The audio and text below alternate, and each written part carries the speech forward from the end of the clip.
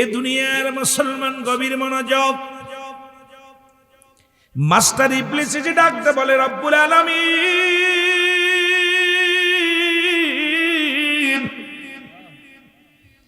এই দুনিয়ার মধ্যে আইয়ুব আলাইহিস সালাম কি আপনি ধন ভান্ডারের মালিক বানায় দিলেন গো আল্লাহ। তোমার আইয়ুব এই দুনিয়ার মধ্যে বিশাল রাজত্ব পেয়েছে। আইয়ুব নবী সবসময় রব্বুল আলামিনের জিকির করে, রব্বুল আলামিনের প্রেম দরিয়ার মধ্যে ডুবেছে। সমস্ত নবীগণই ডুবেছে। ওই জামানার কথাগুলো একটু বলি। ইনি মাস্টার ইবলিসকে ডাক দিয়ে বলে আমার আল্লাহ, ফেরেশতাদেরকে ডাক দিয়ে বলে আমার আল্লাহ, ও ফেরেশতারা দেখো আমার আইয়ুব কেমনে আমার জিকির করে, আমার জিকির করে, আমার পাগল। এই দুনিয়ার মধ্যে কোনো টেনশন করে না, এই দুনিয়ার মধ্যে কোনো চিন্তা করে না। আমার আইয়ুব সদা সর্বদা আমি রব্বি কারীমের গোলাম, আমি রব্বি কারীমের পাগল হইয়া দেওয়ানা হয়ে গেছে। জোরে বলা যাবে না মারা। রব্বি কারীম আইয়ুব আলাইহিস সালামের প্রশংসা করতেছে ফেরেশতাদেরকে নিয়ে। ও ফেরেশতা দেখছো নি আমার আইয়ুব খাইতে বসতে সদা সর্বদাই। কোন বান্দা যখন আল্লাহর হয়ে যায়, ওই বান্দা যখন আল্লাহর হয়ে যায়, আল্লাহ বান্দার হয়ে যায়। সুবহানাল্লাহ বলেন না? আরো জোরে, আরো জোরে। ওই বান্দার হাত আল্লাহর হয়ে যায়, ওই বান্দার চোখ আল্লাহর হয়ে যায়, ওই বান্দার জিহ্বা আল্লাহর হয়ে যায়, ওই বান্দার অঙ্গ প্রত্যঙ্গ সব আল্লাহর হয়ে যায়। সুবহানাল্লাহ বলেন না? আর একটু জোরে বলবেন না? এত বড় একটা প্রশংসা। আল্লাহ বান্দার হয়ে গেলি বান্দা আল্লাহর হয়ে যায়। আল্লাহ আগে বান্দা আল্লাহর হইতে হবে। যিনি আনাল হক, আনাল হক মনসুর হাল্লাস সব কিছু দিয়া দিছিল রব্বে কারীমকে। মারহাবা বলেন না? রব্বে কারীমকে সব কিছু বিলিয়ে দিছে। আল্লাহ আনাল হক, আনাল হক ডাকতে ডাকতে এক পর্যায়ে আমি আল্লাহ বলে না, এটা সার্বিক অর্থ আমার সবকিছু তোমার, তুমি আমার, তুমি আমার, আমি তোমার, তুমি আমার, আমি তোমার। আনাল হক, আনাল হক, আনাল হক। শরীয়তের মৌলবীরা চিন্তা করছে আনাল হক শিরকি করতেছে, কারণ আল্লাহ বলে দাবি করতেছে। যখন আনাল হক যখন মনসুর হাল্লাসকে জবাই করে দিছে, রক্তের ভিতর থেকে, গোস্তের টুকরার ভিতর থেকে কালেমার আওয়াজ আসছে, লা ইলাহা ইল্লাল্লাহু মুহাম্মাদুর রাসূলুল্লাহ সাল্লাল্লাহু আলাইহি ওয়াসাল্লাম। জোরে বলেন না মারহাবা। এই জন্য আপনি যখন বান্দা আল্লাহর হয়ে যাবেন, আল্লাহ আপনার হয়ে যাবে। কার হয়ে যাবে? আর যে বান্দার আল্লাহ হয়ে যায় তার কোনো ভয় থাকতে পারে? ইহকাল পরকাল কোনো ভয়? ইশকের মধ্যে ঢুকতে হবে। আমার বন্ধুগণ, আমার ফেরেশতাদের নিয়ে প্রশংসায় মেতে গেছেন আমার রব্বি কারীম। ডাক দেখো ফেরেশতারা, তাকায় দেখো এই জমিনের মধ্যে আমার আইয়ুব আমার প্রেম যত খানা খাইতে বললে আমারে ভোলে না, ঘুমাইতে গেলে আমারে ভোলে না, রাজ দরবারে বসলে আমারে ভোলে না, দুনিয়ার মধ্যে শয়নে স্বপ্নে আমি রব্বি কারীমের গোলাম। এত পাগল আমার আইয়ুব, যার প্রেমে আমি মজনু, আমার আল্লাহ স্বয়ং দিওয়ানা। জোরে বলেন মারহাবা। আপনি যখন আল্লাহর হয়ে যাবেন, আল্লাহ আপনার হয়ে যাবে, তখন আপনার প্রেমে আল্লাহ এমন ভাবে মজবে যেন আপনার আর তার মধ্যে পার্থক্য নাই। চোখটা বন্ধ করলে যে ধরপর মানব দেহের বাম দুধের নিচে একটা হাড়, হাড়ের নিচে একটা গোস্তটা আরবিতে বলে আকল, ইংলিশে বলে হার্ট, বাংলায় বলে হৃৎপিণ্ড। এটা যাদের পবিত্র, সমস্ত দেহরাজ্য পবিত্র। আর এই ধরপর এই যে কলকটা, এর মধ্যে আল্লাহ আল্লাহ আল্লাহ নাচতেছে, আল্লাহ জিকির করতে করতে করতে করতে সমস্ত অঙ্গ প্রত্যঙ্গ সব আল্লাহ জিকিরে মাশগুল হয়ে যাবে। জোরে বলেন সুবহানাল্লাহ। এইটা যে পবিত্র করতে পারছে, সেই তো মুর্দাদেল জিন্দা করতে পারছে। আর এই মুর্দাদেল জিন্দা যে করতে পারছে, তার জীবনটা দুনিয়াতেই জান্নাত কামাই করেছে। মারহাবা বলেন। আমার যুবক বাবারা, অনেক আলোচনা যাব, ধীরে ধীরে আলোচনার মধ্যে যাব। অনেক যুবক বাবারা আছে, তাদেরকে নিয়ে আলোচনা করব। আমার মা বোনের আসছে, তরিকাতের ভাইয়েরা আসছেন, ইচ্ছা করে তো কাউরে ঠকাবো না, যতদূর পারি আপনাদেরকে নিয়ে আলোচনা করব। মুসলমান শুনে না, মাস্টার ইবলিস হলফ করে বলে আল্লাহ তোমার আইয়ুব তোমার লোভে পড়ে তোমার জিকির করে, কারণ তারে ধন সম্পদের মালিক বানায় দিছো, নিসাব পরিমাণ মালের মালিক বানায় দিছো। এই কারণে তোমার আইয়ুব তোমারে বলে না, তোমার নাম জপে, তোমার তসবিহ জপে, খাইতে গেলে তোমারে জপে, শুইতে গেলে তোমারে জপে, ঘুমের মধ্যে তোমারে জপে, 24টা ঘন্টা রব্বুল আলামিনের প্রেমের মালা গলায় পড়েছে, কারণ সে তো দুনিয়ার মধ্যে তুমি তার রাজত্বই দিয়েছো, বাড়ি গাড়ি দিয়েছো, দুনিয়ার সব কিছু দিয়ে দিছো, এই কারণে তোমার প্রেমে মজনু হয়ে গেছে, দেওয়ানা হয়ে গেছে। জোরে জোরে চিল্লা বলা যাবে না মারহাবা। ইবলিস কাল্লা আমি হলফ করে কইতে পারি, ওরে এত কিছু না দিলে তোমার ডাকতো না, কিছু বড়া পড়ার আছে, কাল্লা ওরে ধনী বানাইছে বিল আল্লাহ জিকির করে। আরে ভাই, অনেক গরিব মানুষ আছে যে শীতের দিন ঠান্ডার মধ্যে না খেয়ে রোজা থাকবে, অনেক পাগল কি করে আপনারা আমার দেখা মতো অনেক আছেন এখানে, আপনি আমার এলাকায় দেখেছি ইফতারের সময় 2টা চাউল ভাজা মুড়ি খেয়ে রোজা ভাঙে। আহা, এই মানুষগুলো কত কষ্ট জীবন যাপন, এই মানুষগুলোর কেমনে আপনি ঋণ শোধ করবেন? কারণ তারা রব্বে কারিমের পাগল। আপনি ভালো মন্দ খেয়ে রোজা রাখেন নাই, ওই পাগল পানি খেয়ে রোজা রাখছে। আপনি ভালো মন্দ ইফতার করতেছেন, আর ওই পাগলটা দেখা যায় একটু পানি খেয়ে রোজা ভাঙছে। ওই পাগলটা আপনি নামাজের মধ্যে এসি ঘরের মধ্যে নামাজ পড়তে পারেন, পাগলটা যায় নামাজ বিছানোর যায় নামাজ কেনার টাকা নাই। ওই পাগলটা দেখা যায় শক্ত মাদুরির উপরে সিজদায় লুটে গেছে আল্লাহর দরবারে, কারণ ওর তো জীবন জৈবন সবকিছু কুরবানি করছে রব্বে কারিমের। জোরে বলেন ঠিক কি না? বন্ধুগণ আমার আল্লাহ বলেন, মাস্টার ইবলিস, আমার আইয়ুব দুনিয়ার কোন মুখাফেক্কি নয়, আমার আইয়ুব একমাত্র আমি রব্বে কারিমের গোলাম এই দুনিয়ার মধ্যে। কারণ সমস্ত মাখলুকাতি রব্বে কারিমের কাছে স্বীকার করে আসি কানুবালা রব্বুল আলামিন আপনাকে আমাকে ছোট বড় ধনী গরিব সবাইকে নিয়ে যখন রব্বুল আলামিন এক জায়গায় এক কাতারে দাঁড়া করে রুহুর জগৎকে বলেছিল আলাস্তু বিরাব্বিকুম, সব রুহুর জগৎ বলেছিল কানুবালা, স্বীকার করলাম আপনি আমাদের রব, আপনি আমাদের মালিক, আপনি আমাদের প্রভু। সুতরাং আপনি বলছেন আপনি আমার রব, আমিও বলছি আপনি আমার রব। সমস্ত মাখলুকাত তুমি হলো আমার স্রষ্টা, আমি হইলাম সৃষ্টি। কারণ সমস্ত সৃষ্টির জগতই রব্বে কারিমকে প্রভু বলে স্বীকার করে দুনিয়ার মধ্যে আসি। জোরে বলেন মারহাবা।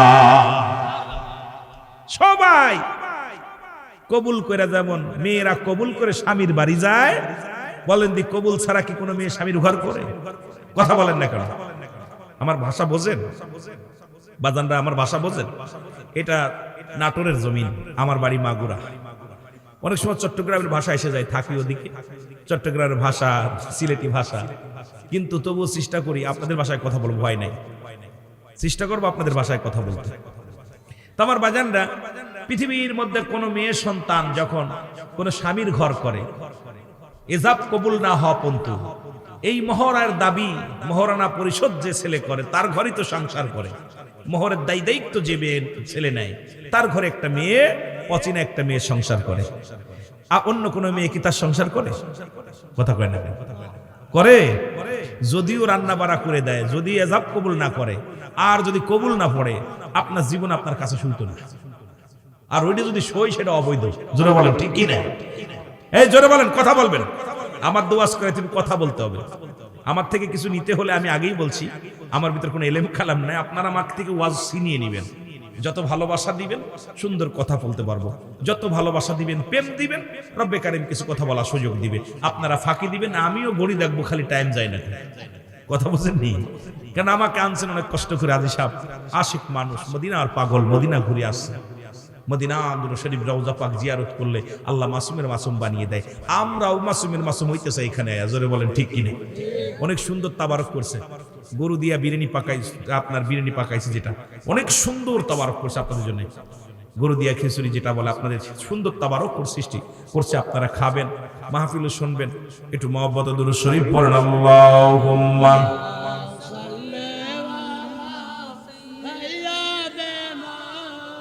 দেন দি বুড়া মানুষের গলায় কত জোর, এখনো আপনারা এতিনার সাথে পারেন না। জোরে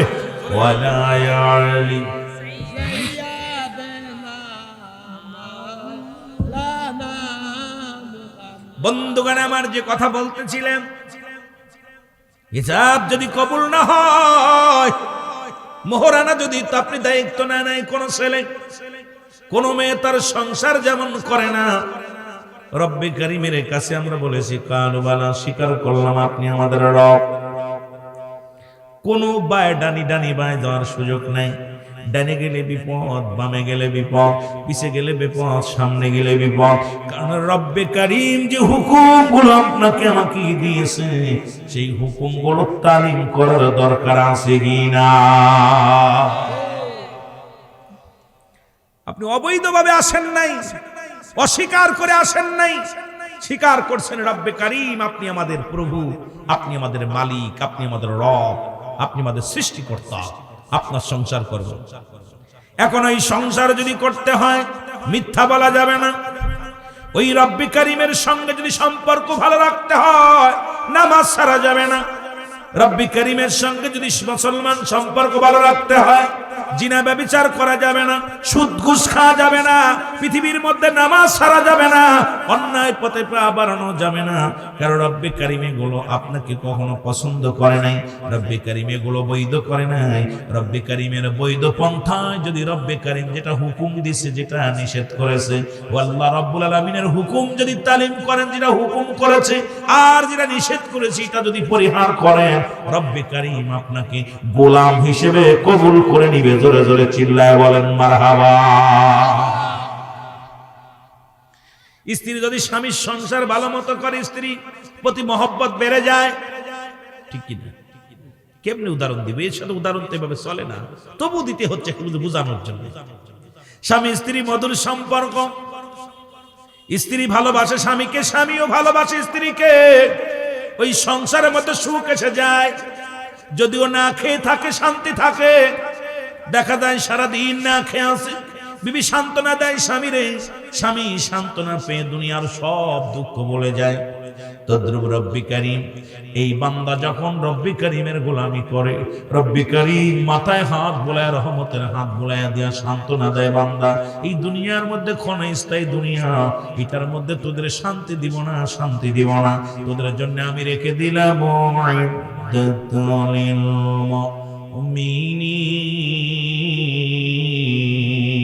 আমি আল্লাহ মুমিন হিসেবে তোদের গণ্য করলাম, মুমিন হিসেবে তোদের স্বীকৃতি দিলাম, আর তোদের জন্য আমি আল্লাহ রেখে দিলাম একটা নয়, দুটি নয়, 8টা জান্নাত। জোরে বলা যাবে না মারহাবা? কাদের জন্য? মুমিনদের জন্য, ইমানদারের জন্য, গোলামদের জন্য। গোলাম তোমার জন্য রেখে দিলাম। আমার বাবার এদিকে গেলে অনেক আলোচনা দূরে চলে যায়। মুসা আলাইহিস সালাম তোমার গোলামি করে, ধন সম্পদ পাইছি বলে তোমার গোলামি করে। রব্বুল আলামিন কয় না, ওই গোলামটা একমাত্র আমার পাগল, দুনিয়ার মুখাফেক্কি না। ও ধন সম্পদ পেয়ে আমারে ভালোবাসে না, গরু ছাগল পেয়ে আমারে ভালোবাসে না, মেষপালা পেয়ে আমারে ভালোবাসে না, সন্তান আদি পেয়ে ভালোবাসে না। আমি আল্লাহরে ভালোবাসি, কারণ ও আমার গোলাম, আমি সৃষ্টি, আর উনি হলো আমি স্রষ্টা, আর এই হলো আমার সৃষ্টি। সুতরাং সৃষ্টি জগৎ যা কিছু করেছি সব আমার হুকুম মানে, সব আমার অনুগত্য করে। আর অনুগত্যের মধ্যে হযরত আইয়ুব আলাইহিস সালাম একজন, তিনি আমার প্রিয় প্রিয় বান্দা, প্রিয় বান্দি। জোরে জোরে চিল্লায় বলা যাবে না মারহাবা? মাস্টার ইবলিস বলে, আল্লাহ খুব সতর্ক, ইবলিস আমাদের শত্রু, তার মধ্যে এটা বোঝানোর জন্য আমি কথাগুলো একটু বোঝায় যায়। ইবলিস বলে, আল্লাহ সারা জীবন আমার আহলে বায়ত আপনার গোলামি করলো, আমি নিজেও গোলামি করলাম, আপনার দরবারে কোথাও সিজদা করতে বাকি ছিল না, আমাকে আপনি ইবলিস বানায়া দিলেন, ইবলিস হয়ে গেলাম, আমি অস্বীকারী হয়ে গেলাম, আপনার অবাধ্য হয়ে গেলাম। শুধু আদমের দিকে ঝুঁকে না যাওয়ার কারণে আপনি আদমকে বানাইবেন, আদমের দিকে রুজু হওয়ার জন্য যখন হুকুম দিলেন, আমি একটা কথা অমান্য করার কারণে আমাকে ইবলিস বলে ধিক্কার দিলেন। গো আল্লাহ, আমি ওই জাতিকে দেখে নিব আইয়ুব আলাইহিস সালাম কেমনে আপনার পাগল হয়, আমিও দেখে নিব ও দুনিয়ার পাগল, আপনার পাগল না। আল্লাহ বলেন, তুমি চেষ্টা করে দেখো, আমার আইয়ুবকে পরীক্ষা করো। আসলেন মুসলমান, শোনো না মাস্টার, ইবলিস আসলো। আইয়ুব আলাইহিস সালামের বিশাল ফলের বাগান, বিশাল ফলের বাগান, ফুলের বাগান, মাস্টার ইবলিস আগুন ধরাইয়া দিল। পুরো মাঠকে মাঠ পুড়ে ছাই হয়ে গেল। আইয়ুব আলাইহিস সালামের কাছে খবর আসলো, হুজুর আপনার ফলের বাগানটা তো পুড়ে গেছে, আগুন লেগে পুড়ে গেছে। আইয়ুব আলাইহিস সালাম চিৎকার মেরে বলে আলহামদুলিল্লাহ। এই জোরে বলেন না। ইমানদারের ওয়াজ খুব সতর্ক। অনেক মা বোন আছে, এই জন্য ওয়াজটা আমি হঠাৎ করে তরিকাতের লাইন সব লাইন একটার মধ্যে চলে যাবে। আমার বন্ধুগণ আমার, আলহামদুলিল্লাহ। লোকজন বলে হুজুর আপনার ফলের বাগিচা পুড়ে গেল, এত সুন্দর ফলের বাগিচা, আপনার কয়েক বিঘে জমির ফসল নষ্ট হয়ে গেল, আপনি আলহামদুলিল্লাহ বললেন। আইয়ুব আলাইহিস সালাম বলে এগুলো আমার না, রব্বুল আলামিন আমাকে দিয়েছিল, তার মাল সে নিজে নিয়ে গেছে, যেমনি নিয়ে খুশি হয় আমি এমনি খুশি হয়েছি, সুতরাং আমার বেজার হওয়ার কোনো কারণ নয়। মাস্টার ইবলিসের গায়ে আগুন ধরে গেছে, কয় কিরে এত জমি জমা নষ্ট হয়ে গেল, ফলের বাগান নষ্ট হয়ে গেল, বেটাটা একবারও বেজার হলো না, একবারও শুকরিয়া আদায় করলো না, এত কষ্টের পরও শুকরিয়া আদায় করে জোরে বলেন আলহামদুলিল্লাহ। এবার মাস্টার ইবলিস ষড়যন্ত্র কি করবে, কয় মাঠে যত ফসল আছে, ওই বছর হযরত আইয়ুব আলাইহিস সালামের জমিনে যত ফসল, ধানগুলো গমগুলো সুন্দর ফসল হলো এলাকার মধ্যে, মাস্টার ইবলিস এই ফসলগুলো আবার আগুন ধরে পোড়ায়া দিল।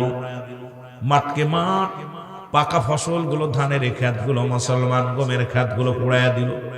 চাষিরা খবর দেয়, ও আইয়ুব সর্বনাশ, কোথায় রে আইয়ুব আলাইহিস সালাম, সর্বনাশ, আপনার জমিনের মধ্যে যত ফসল ছিল আপনার দাও গেছে, আমাদের দাও গেছে, সব কে যেন পুড়াইয়া দিছে।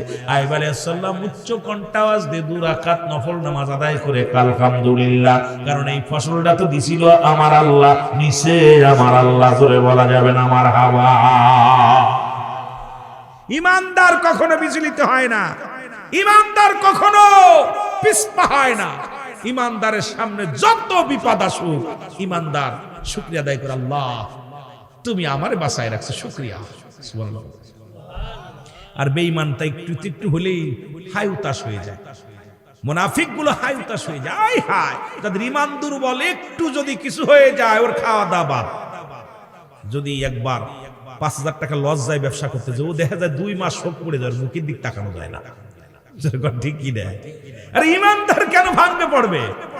ইমানদারের জীবনটাই তো রব্বে কারীমের জন্য, দুনিয়ার জন্য নয়। আমার বন্ধুগণ আমার, গভীর মনোযোগ। এভাবে কিছুদিন চলতে লাগলো। হঠাৎ মুসলমান গুদম ঘরে আগুন লেগে গেল। আইয়ুব আলাইহিস সালামের বাইতুল মাল গুদম ঘর, এটা আগুন লেগে হঠাৎ করে পুড়ে মালামাল, স্বর্ণ রূপা টাকা পয়সা যা কিছু ছিল সব কিছু শেষ হয়ে গেল। পুরোজারা এসে বলে, হুজুর সর্বনাশ, হুজুর সর্বনাশ, আপনার গুদম ঘরের মালামাল সব পুড়ে শেষ হয়ে গেছে। হুজুর আমার আইয়ুব আলাইহিস সালাম একটা মিসকি হেসে দিয়ে বলেন, তোমরা কি খবর নিয়ে আইলা? আলহামদুলিল্লাহ, আমার রব্বুল আলামিন করেছে, কারণ শুকরিয়া আদায় করি, আল্লাহর দরবারে প্রশংসা করে আলহামদুলিল্লাহ, সুবহানাল্লাহ, কারণ এগুলো সবই আমার রব্বে কারীমের। কারণ আল্লাহ বলে কুল্লু মান আলাইহা ফান, আল্লাহ বলে বান্দার এই জমিনের যা কিছু আছে, আমার আলেম ওলামারা গভীর মনোযোগ, সব কিছু আমি চূর্ণ বিচ্ছিন্ন করে দিব। এই দুনিয়ার মধ্যে যা কিছু আছে এই মাটিটা পুড়ে তামা বানায় দিবে আমার আল্লাহ। এ নাটোরের বাবারা গভীর মনোযোগ, সিংহের বাবারা খুব খেয়াল করবেন, আমার আব্বার কথা না, কোরআনের কথা। আল্লাহ বলে বান্দারে এই জমিনের মধ্যে যত মাটি আছে সব মাটিগুলো পুড়ে তামা হয়ে যাবে, এই জমিনের মধ্যে যত পানি আছে সব পানিগুলো পুড়ে ছাই হয়ে যাবে। যেদিন কিচ্ছু বলতে কিচ্ছু থাকবে না, সেদিন থাকবো শুধু আমি আল্লাহ। সুতরাং প্রশংসা করবো কার, গান গাবো কার, আরো জোরে বলেন জিকির করবো কার, ইবাদত করবো কার। মনে থাকবে আমার কথা। আল্লাহ বলে কুল্লু মান আলাইহা ফান, সব শেষ করে দিবে কে? আরো জোরে বলেন না কে? আপনাদের ভিতর কেউ চোর আছে নাকি? আওয়াজ দিতে ভয় পান কেন? পুলিশ তো আসে নাই, ধরার ভয় নেই। আরে রিয়াজুল জান্নাহ বেহেশতের বাগান, বেহেশতের মালিক হলো আল্লাহ। জান্নাতের বাগানে তো জাহান্নামীরা বসবে না, আপনারা সবাই জান্নাতি মানুষ। এত কষ্ট করে বসেছেন, আওয়াজ দিবেন কোন? সারাদিন পরে যখন শ্রমিক যখন পারিশ্রমিক পায় একটা শান্তি লাগে, একটা হাসি দেয়। যখন মালিক শ্রমিককে বুঝাইয়া দেয়, মালিকের মুখে একটা হাসি আসে। তদ্রূপ সারাদিন কষ্ট করেছেন, জান্নাতের বাগানে বসেছেন। এখন তো আপনাদের স্পিরিট আলাদা হবে। ওরা বেজাতেরা বাজার ঘাটে ঘুরতেছে, রাস্তা কাছে ঘুরতেছে, ওরা কপাল পুরা। কারণ এখানে যখনই বসছেন সগীরা গুনাহ মাফ হয়ে গেছে। এখানে বসে তওবা করবেন, কবিরা গুনাহ মাফ হয়ে যাবে। আল্লামা কুতুবী রাহমাতুল্লাহ বয়ান করে, বান্দার জীবনে সব কবিরা গুনাহ যখন খাস তওবা করে আল্লাহ বলে ডাক দেয়, সব গুনাহ মাফ হয়ে যায়। সুবহানাল্লাহ বলেন। এত বড় সুযোগ পেয়ে আপনি নিরাপত্তা পালন করবেন, ঘটনা কি ভাই? চারিদিকে অসংখ্য ফেরেশতারা ঘিরে রাখছে। রব্বে কারীমকে বলতেছে, আল্লাহ তোমার কিছু সংখ্যক বান্দা তোমার দেওয়ানা হয়ে জান্নাতের বাগানে বসে আছে। আহা, ফেরেশতারা শুকরিয়া আদায় করে। আমার আল্লাহ বলে, ফেরেশতারা যাও, ওদের জন্য মাগফিরাত কামনা করো, ওদের দোয়া করো। কে আছে অভাবী, অভাব দূর করে দাও। কে আছে কঠিন রোগ, রোগ সেবা করে দাও। কে আছে দুঃখী মানুষ, দুঃখ মোচন করে দাও। ফেরেশতাদেরকে আল্লাহ হুকুম দিচ্ছে, তোমরা যাও ওই জান্নাতি মানুষের জন্য সব মিটায় দাও, মনের আশা মিটায় দাও। আর এখানে ধোঁকাবাজ যখন আপনি থাকবেন, কোনোটাই পাবেন না। এই জন্য দুইটা জিনিস পাওয়া, একটা রহমত, একটা গজব। কি পাওয়া যাবে?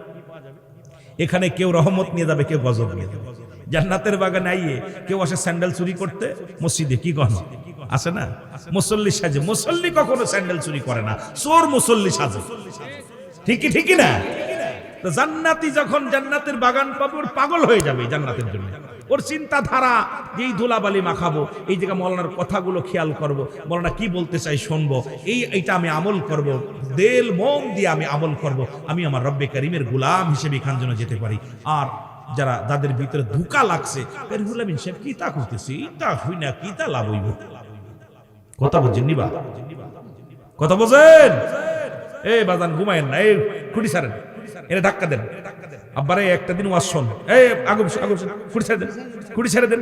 ইবলিস আয়া দেখছেন আপনার কেমনে ঘুম পাড়াইছে। ভালো কথা যেই, শয়তান তাড়ানোর কথা যেই বলতেছি, আপনার কাছে যে ভর করছে, কয় দোস্ত ঘুমা, এটা হুনতে দিতাম না, এটা হুনতে দিতাম না। শুনবেন, আগে বসেন বাজান, আগে বসেন।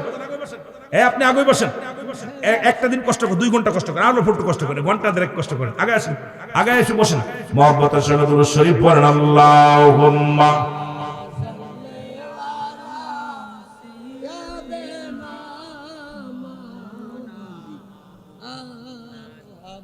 ওয়ালা আলি সাইয়্যিদিনা। এ দুনিয়ার মুসলমান,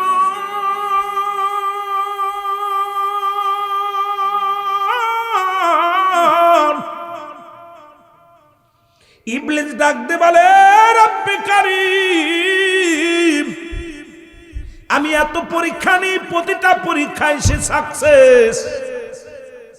আমার আল্লাহ বলে, মাস্টার ইবলিস রে, আমার গোলাম, আমার গোলামদের ধোঁকা দিবি, এত বড় ক্ষমতা তোর নাই। কার একটা সুযোগ দেন, ইবলিস কার একটা সুযোগ দেন। দিলাম, কত দিলাম, যত লাগবে। এরে আমার আইয়ুব আমার জন্য পাগল। ও যুবক, এবার তার সন্তানেরা 10টা ছেলে, কোন জায়গায় লেখছে 12 জন ছেলে। পাঠশালায় যে লেখাপড়া করে, কেউ বলছে মুসলমান 8 জন সন্তান, ছেলে মেয়ে দিয়ে বিদ্যালয়ের মধ্যে লেখাপড়া করে। এমন সময় মাস্টার সাহেব বাইরে দাঁড়ায় আছে, হঠাৎ করে ছাদ ভেঙে ছেলে মেয়েগুলো সবাই শাহাদাতের পেয়ালা পান করছে। জোরে জোরে চিল্লায় বলা যাবে না আল্লাহ। সব ছেলেগুলো মারা গেল, মেয়েগুলো মারা গেল। মাস্টার এসে কাঁপে আর থরথর করে মাস্টার বলে,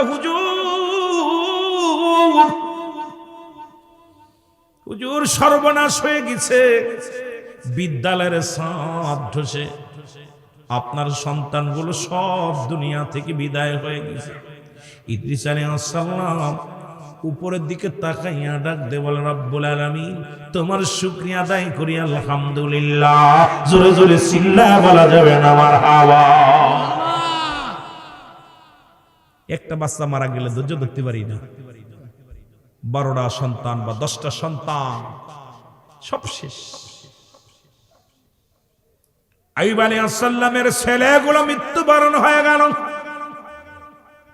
মুসলমান শুনে নাও গো, রাজত্ব শেষ, বাগান শেষ, পশু পাখি সব শেষ, সন্তানগুলো দুনিয়া থেকে বিদায় হয়ে গেল। এখন তো রোগ সারে না। এমন সময় মাস্টার ইবলিস আসলেন। মুসলমান শুনে নাও, রব্বে কারীম ডাক দে বলে, মাস্টার ইবলিস রে, আমার আইয়ুবের খবর কি? কয়, রব্বে কারীম তোমার আইয়ুবকে এতগুলো শেষ করে দিলাম, এখনো পর্যন্ত তার সই নেই। এত ক্ষতির পরও তোমার আইয়ুব ধৈর্য ধারণ করে, তোমার শুকরিয়া আদায় করে, তোমার জিকির করে, তোমার তাসবিহ জপে। আল্লাহ। মাস্টার ইবলিস কয়, আল্লাহ, এমন মানুষ দুনিয়ার মধ্যে এমন গোলাম আছে রে আল্লাহ, যার সন্তানগুলো দুনিয়া থেকে নিয়ে আসলাম, তারপরও তার কষ্ট নাই, তার দুঃখ নাই, অনুশোচনা নাই, শুধু শুকরিয়া আদায় করে তোমার আইয়ুব যে তোমার পাগল। জোরে জোরে বলেন মারহাবা। পরীক্ষা শেষ হয়েছে? কই না, হয়নি, এখনো দেখি। ওরে ভুল পথে নিবই, ওরে ভুল পথে নিব। এরে মুসলমান, গভীর মনোযোগ। হঠাৎ একদিন আইয়ুব আলাইহিস সালাম, ও যুবক, রাস্তা দিয়ে ঘুরতেছিল, পায়ের মধ্যে আঘাত লেগে একটা শুষ্কা পড়ে গেল পায়ের মধ্যে, সমস্ত গায়ের মধ্যে ফোড়া উঠলো। আর এই পছন রোগ আইয়ুব আলাইহিস সালামের দেহের মধ্যে আসলো। 4 জন বিবি ছিল, কেউ বলে 3 জন বিবি ছিল, একমাত্র রহিমা ব্যতীত সব বিবিগুলো বিদায় নিয়ে চলে গেল। আল্লাহু আকবার। সব বিবিরা, 3 জন বিবি তাকে ফেলে থুয়ে চলে গেল, কারণ গায়ের মধ্যে এত গন্ধ। আইয়ুব আলাইহিস সালামের গায়ের মধ্যে পোকা লাগছে রে, কিরি পোকাগুলো তার গায়ের মধ্যে হইছে। সব বিবিগুলো তারে রেখে চলে গেল। কিন্তু মুসলমান সতী সাথী নারী, কারণ এই জন্য 5টা গুণ দেখে বিয়ে করা লাগবে। নাম্বার 1 হলো সতীত্ব আমানতদারী নারী। মুসলমান শুনে নাও, যদি কোনো সতীত্ব আমানতদারী মেয়ে বিয়ে করতে পারেন, জীবনেও স্বামীর দুঃখের সময় কোনোদিন আপনার হাত ছেড়ে যাবে না, কোনোদিন অন্য পুরুষের নেশা তার অন্তরের ভিতরে থাকবে না, সারা জীবন আপনার ভালোবাসা পায় না, তবু আপনাকে ধিক্কার জানাবে না রে মুসলমান। 5টা গুণের নারী বিয়ে করা লাগবে। এই জন্য মুসলমান শুনে নাও, এই 5টা গুণের নারী যদি তুমি বিয়ে করতে পারো রে যুবক, তোমার জীবনটা বড় ধন্য হয়ে যাবে। নাম্বার 2, মুসলমান শুনে নাও, আমার পৃথিবীর মধ্যে পর্দাশীলতা নারী, যদি কোনো পর্দাশীলতা, যেমন নামাজও ফরজ, পর্দাও ফরজ, এই পর্দাশীলতা নারী যদি তোমার কপালে একটা জুটে যায়, জীবনেও তোমার বউডা নিয়ে ঘোরা লাগবে না, জীবনেও তোমার বিবি মোটরসাইকেলে চড়তে চাবে না, জীবনেও তোমার বিবি মার্কেট করতে চাইবে না, জীবনেও তোমার বিবি বেপরদা অবস্থায় ঘর ছাড়বে না, জীবনেও তোমার সারা কোনোদিন বাপের বাড়ি যাবে না, কারণ তোমার সাথে সারা কোনোদিন সে পরে একা একা বাপের বাড়ি যাইতে যাবে না, জীবনে স্বামীর হক গুলা আদায় করবে, স্বামীর হুকুম মতো মেনে চলবে রে মুসলমান শুনে নাও। এই পর্দাশীলতা নারী আর সাইক ব্রেক ছাড়া গাড়ির অবস্থা একই অবস্থা রে মুসলমান। এই দুনিয়ার মধ্যে ব্রেক ছাড়া গাড়ি আর পর্দা ছাড়া নারী, এই দুইটা একই অবস্থা। ব্রেক ছাড়া গাড়ি যেমন কন্ট্রোল করা যায় না, পর্দাশীলতা নারী, এই দুনিয়ার মধ্যে পর্দা ছাড়া নারী, জীবনে তার দ্বারা সংসার হয় না। এই মেয়েটার থাকে বাইরে নজর, এই মেয়েটার থাকে বাইরের দিকে খেয়াল, এই মেয়েটা থাকে মুসলমান অন্য পুরুষের দিকে আসক্ত, এই মেয়েটা থাকে অন্য পুরুষের দিকে লালসিত হয়ে যায়, এই দুনিয়ার মধ্যে লোভ লালসার মধ্যে পড়ে যায়। এই জন্য মুসলমান 2 নাম্বার হলো পর্দাশীলতা নারী, 3 নাম্বার হলো আমলদারি নারী। জোরে জোরে চিল্লায় বলা যাবে না মারহাবা। কষ্ট হচ্ছে না? এর মুসলমান 3 নাম্বার হলো আমলদারি নারী। যে মেয়ে আমল করে গো,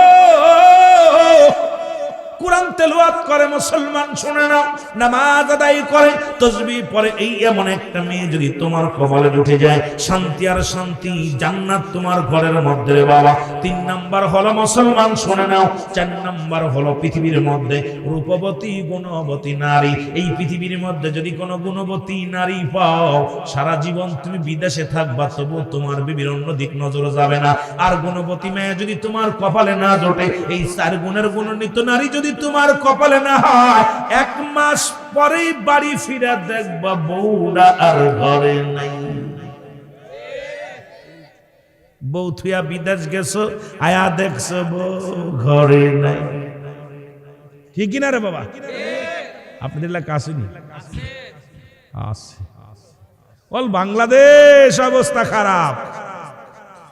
কথা বুঝেননি? এই ওয়াজগুলো বক্তারা করে না, কারণ করতে গেলে কষ্ট হয়। বড় বক্তা ধরে তোমার পান খাওয়া লাগে, বাবি বানায় চাষি বানায় পান চায়। বেয়াদব, জুতাতে পিটাইতে হবে। পর্দা যেমন ফরজ, নামাজও তেমনি ফরজ। পর্দার বিধান অমান্য করবে, ওর মতো মৌলবীর গায়ে প্রস্রাবও করবে। জুড়ে বলেন ঠিক কিনা? সাবধান, খুব সাবধান। এ দুনিয়ার মুসলমান গভীর মনোযোগ। 5 নাম্বার হলো, এই দুনিয়ার মধ্যে শোনো, এই 5টা বিবরণ দিয়ে আলোচনা যদি করি রাত শেষ হয়ে যাবে, আপনাদের কষ্ট হবে, সময় নষ্ট হয়ে যাবে মুসলমান। 5 নাম্বার হলো আদর্শ বাবা মায়ের সন্তান। কোন আজ থেকে প্রতিজ্ঞা করবেন, কোন গাঁজাখোরের মেয়ে বিয়ে করব না, কোন মদখোরের মেয়ে বিয়ে করব না, কোন সুদখোরের মেয়ে বিয়ে করব না, কোন ঘুষখোরের মেয়ে বিয়ে করব না। আজ থেকে প্রতিজ্ঞা করবি যুব সমাজ, আজ থেকে প্রতিজ্ঞা করবি এই জাতিকে বাঁচানোর জন্য। যুব সমাজ যদি একটু সচেতন হয়, আমার দেশ থেকে গাঁজামাত উঠে যাবে, আমার দেশ থেকে, মুসলমান শোনো, আমার দেশ থেকে ঘুষ বন্ধ হয়ে যাবে, আমার দেশ থেকে সুদ বন্ধ হয়ে যাবে। আজ থেকে প্রতিজ্ঞা করব, কোন নাফরমানের মেয়ে বিয়ে করব না, কোন বেনামাজির মেয়ে বিয়ে করব না, ঘুষখোর সুদখোরের মেয়ে বিয়ে করব না। একবার প্রতিজ্ঞা করে দেখো, সমাজ বাঁচানোর জন্য যুব সমাজই যথেষ্ট হয়ে যাবে। ধরে বলেন ঠিক কিনা? কি বলবো, সুন্দর চামড়া দেখলে আর মাথায় কাজ করে না। এখনকার জামানা সুন্দরী চামড়ার পাগল সব, খালি সুন্দরী চামড়া। ও চামড়া খালি সুন্দর হলি হয়, ও মুসি হোক আর মেতর হোক, কথা বুঝেন, ও দেখার সময় নাই। এ যুবক, এই মাস্টার ইবলিস মার্ক একখান মাল যদি ঘরে জোটে, তো সংসার শেষ। ও জীবনেও তোর বাপ মার খেদমত করে না, জীবনেও তোর সংসারে শান্তির কি জিনিস এটা দিতে দিবে না। তুই জীবনে সুখী হতে পারবি না, সারা জীবন কামাইবি, কিন্তু স্ত্রীর ভালোবাসা, স্ত্রীর থেকে স্ত্রীর মন পাবি না, জীবনেও শান্তি হবে না। এই জন্য বিয়ে করার আগে 5টা গুণের গুণনীতি। রাসূলের বাবা মায়ের ছিল এই 5টা গুণ, 5টা গুণ। মদখোরের মেয়ে কেমন ভালো হোক, যত সুন্দরী হোক, ওর বাপ মদখোর, ওর বাপ গাঁজাখোর, ওর আব্বা ইয়াবাখোর, ওর ছেলে মেয়ে ভালো হতে পারে না, আত্মহত্যা করা যাবে না। ঘুষখোর, অফিসে বয়া বয়া ঘুষ খায়, সুদখোর, ওর ছেলে মেয়ে ভালো হতে পারে না, কোনদিন সম্ভব না। কারণ বাঘের পেটে বাঘ ডাসা হয়, বিড়াল হবে না। ঠিক কিনা? ঠিক কিনা?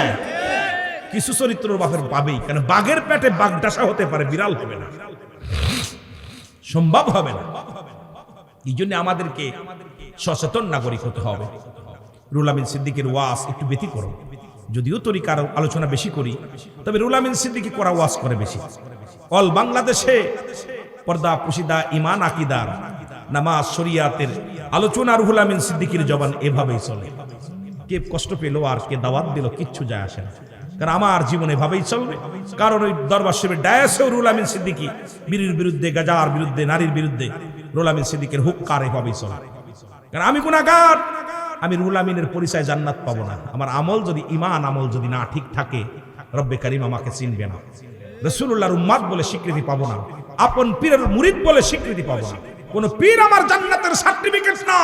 পীরের বাপের ক্ষমতা নেই আমাকে জান্নাতে দেওয়ার, জান্নাতে দেবে আমি যদি পীরের খাসলাত যদি না থাকে আমার ভিতরে, কোন পীর আমার জন্য সুপারিশ করবে না। জোরে বলো ঠিক কিনা? নামাজ পড়ি না, রোজা রাখি না, বেনামাজির সঙ্গে পীরের কোনো সম্পর্ক থাকবে না।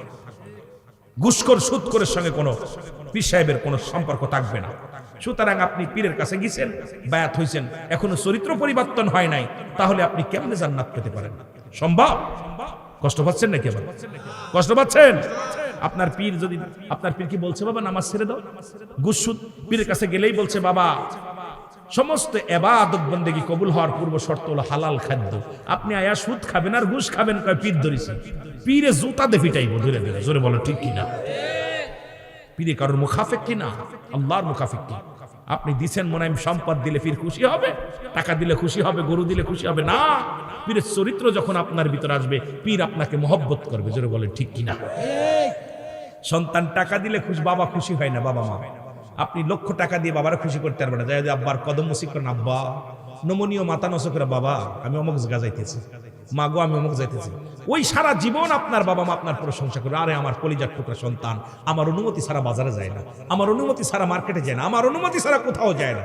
আপনি লক্ষ টাকা দিয়ে খুশি করতে, এই জন্য পিতা মাতার বাধ্য সন্তান হওয়া লাগবে, আর পীরের বাধ্য মুরিদ হওয়া লাগবে। আপনি মুরিদ হয়েছেন, মরতে পারেন নাই, আপনার ভিতরে তাকাব্বুরি, অহংকার, অহমিকা, গৌরব রয়েছে। এইরাম মুরিদ হয়েও লাভ নাই, এইরাম উম্মাত হয়েও লাভ নাই। রাসূলও চিনবে না, আল্লাহও চিনবে না। জোরে বলেন ঠিক কিনা? জোরে কোন ঠিক কিনা? আবার অনেকে মনে করতে পারেন হয়তো আপনাদের চিনতে পারেন, তাহলে তো ভিন্ন ব্যাপার। যদি ভিন্ন ব্যাপার, আমার বন্ধুগণ, আমার 5টা গুণাগুণ বলছি, এটার বিবরণ দিতে গেলে সময় লাগবে, আস্তে আস্তে যায়। এই 5টা গুণের নারী বিয়ে করতে হবে। যারা আমরা করে ফেলেছি বিয়ে, তারা তো এখন করেই ফেলেছি, আবার মনে করেন আমরা বদলাবো।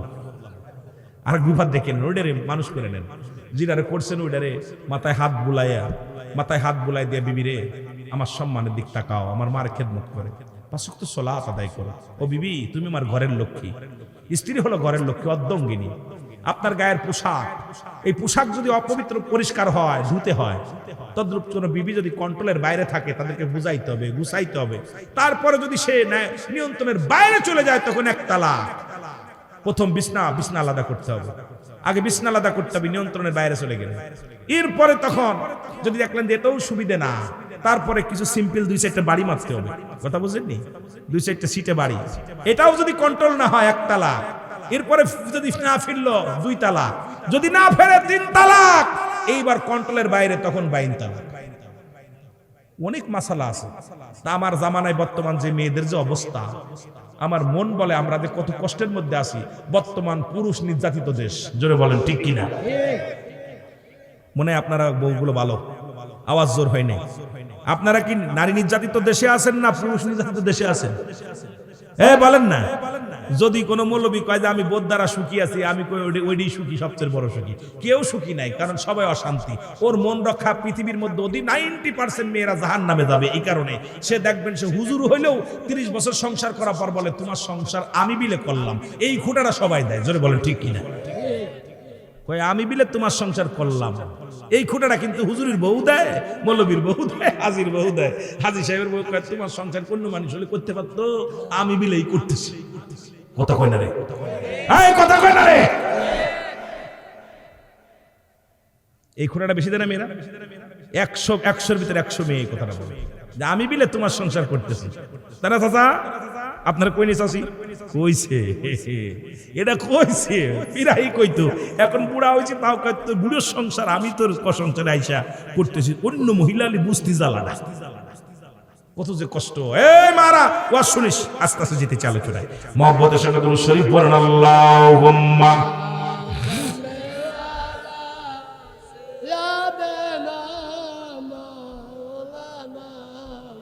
আরো জোরে পড়েন, ওয়ালা আলি সাইয়্যিদিনা।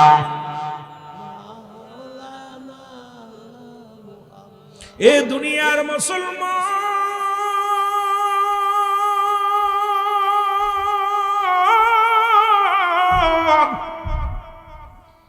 রাজ্যের সবাই যখন তাকে ছেড়ে চলে গেল দুর্গন্ধের জন্য গো,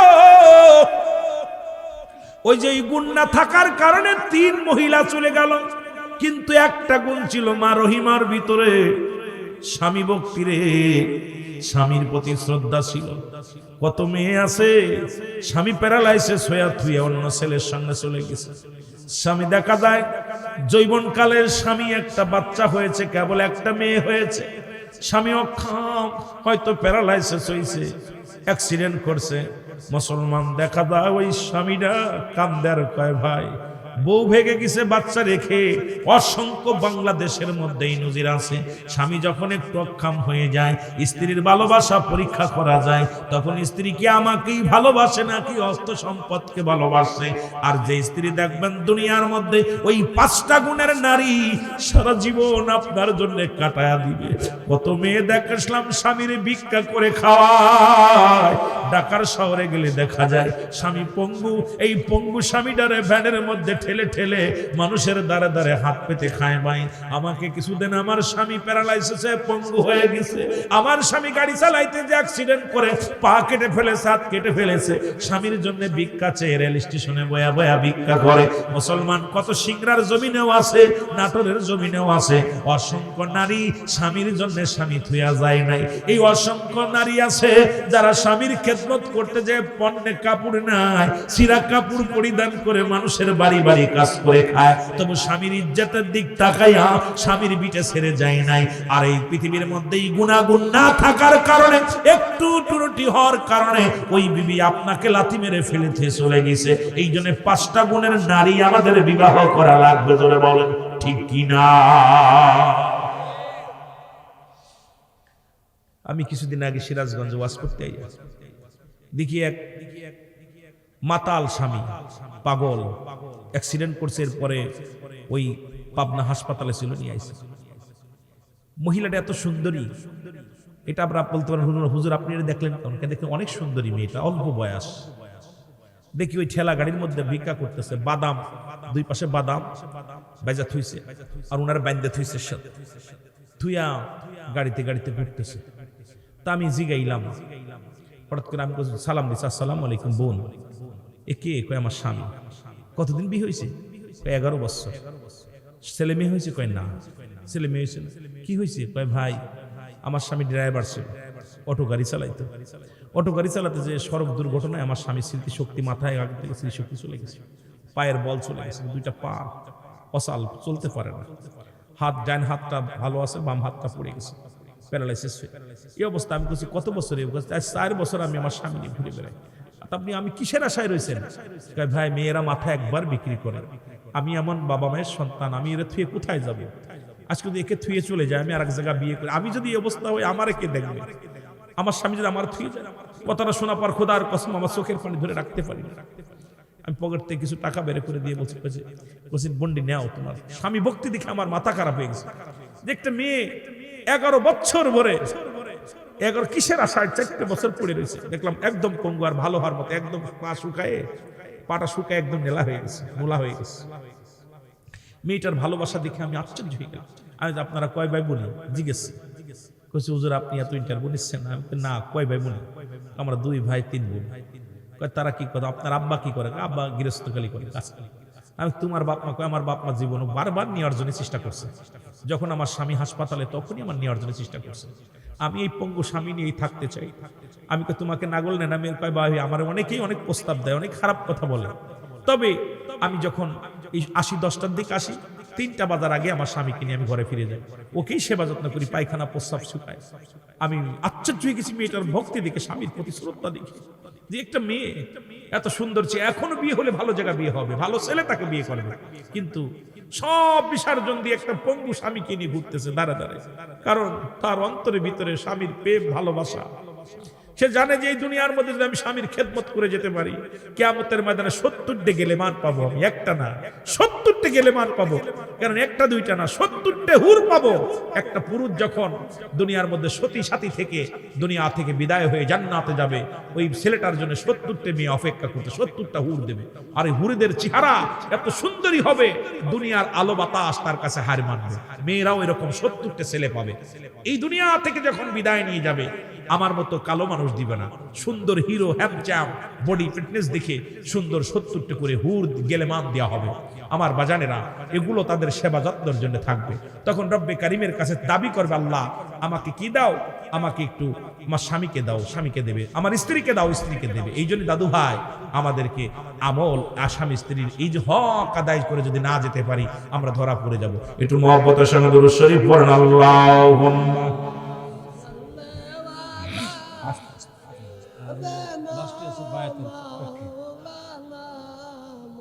وعلى آل سيدنا এ আমার ভাইরা আমার বন্ধুরা আমার যে কথাগুলো বলি তেলের কান্ডা লাগা শোনো। এবার যখন সাথী সঙ্গেরা সবাই যখন বিদায় হয়ে গেল, মা রহিমা থেকে গেল অবশিষ্ট।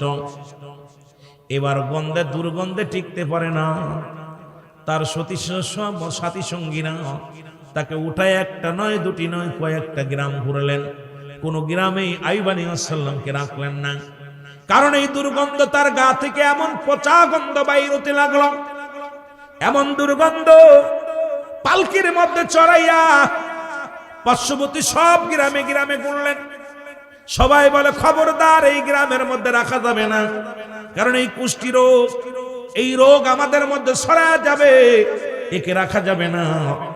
ও আমার ভাইরা আমার বন্ধুরা, একে একে সবাই যখন বিদায় নিলেন, তার রক্ষীরা কি করলেন? আইয়ুব আলাইহিস সালামের রক্ষীরা কি করলেন? নিয়ে একটা জঙ্গলার পাশে, রাস্তার পাশে ফেলে থুয়ে চলে আসলেন। রহিমা বিবি কিন্তু সরে নাই। রহিমা বিবি তাকে নিয়ে ওই জঙ্গলের মধ্যেই থাকলেন। ওখানে খড়কুটা দিয়ে একটা ঘর বানাইলেন। মুসলমান শুনে নাও, সারাদিন স্বামীর সেবা করে, রাত ভরে সেবা করে, কিন্তু অভাব এসে গেল, খানা পাবে কই? সারাদিন স্বামীকে শুয়ায় রেখে মানুষের বাড়ি বাড়ি কাজ করে, মানুষের দ্বারে দ্বারে কাজ করে। কাজ করে যা হয় এটা দিয়ে কিছু ওষুধ পানি কিনে নিয়ে আসে, খাবার কিনে নিয়ে আসে। সারাদিন পরে এসে স্বামীর সেবা যত্ন করে, গায়ের ময়লাগুলো মুছায় দেয়। ও মুসলমান শুনে নাও, একদিনের ঘটনা। হযরত আইয়ুব আলাইহিস সালামের গা থেকে কিছু পোকা পড়ে গেলেন জমিনের মধ্যে। আইয়ুব আলাইহিস সালাম ডাক দে কয়, বিবিরে, ওই পোকাগুলো আমার, যেহেতু আমার দেহখানা খেয়ে ওরা মজা পাচ্ছে, আমার গায়ের মধ্যে গোশত আছে, এই গোশতগুলো খাচ্ছে ওরা। আমার তো দুনিয়ার জমিনের মধ্যে আমার গায়ের মধ্যে যে পোকাগুলো আছে, এগুলো খবরদার মেরো না, মেরো না করে আমার গায়ের মধ্যে লাগায় দাও, ওজনে আমার গোশত খায়া তৃপ্তি সহকারে খাইতে পারে। এবার উনার গায়ের মধ্যে আবার এই পোকাগুলো লাগিয়ে দেওয়া হলো। বিবি রহিমা এই পোকাগুলো তুলে নিয়ে আবার গায়ের মধ্যে দিলেন। আমার যুবক বাবারা আমার, কিন্তু কি হলো? যন্ত্রণা আরো বেড়ে গেল। এই পোকাগুলো কামড় শুরু করে দিল, এত জোরে কামড় শুরু করে গেল। আইয়ুব আলাইহিস সালাম সহ্য করতে পারে না, খুব কষ্ট হয়। চিৎকার মেরে ডাক দিয়ে বলে, রব্বুল আলামিন, তুমি আমারে যত কষ্ট দাও, কিন্তু আমার ঈমানটা নষ্ট যেন না হয় রে রব্বে কারীম। আমি যেন আপনার পথ থেকে এক কিঞ্চিত পরিমাণ ঈমান যেন আমি দুর্বল না হয়। আল্লাহ, হাজার কষ্ট দাও, আমি আইয়ুব আলাইহিস সালাম মেনে নিব, তবে তোমার প্রতি যেন অটল বিশ্বাস, ভক্তি, শ্রদ্ধা থাকতে পারে গো আমার আল্লাহ, সেই তৌফিক আমারে দিয়া দাও। ধৈর্যশীল আল্লাহ পছন্দ করে, জোরে বলেন ঠিক কিনা? আমার ভাইয়েরা আমার বন্ধুরা, এবার আইয়ুব আলাইহিস সালামের বিবি রহিমা, ও যুবক, একদিন কোন বাড়িতে কাজ পাইলেন না, সারাদিন পরে স্বামীকে এনে কিছু খাওয়ায়, কোনো কাজ পাইলেন না।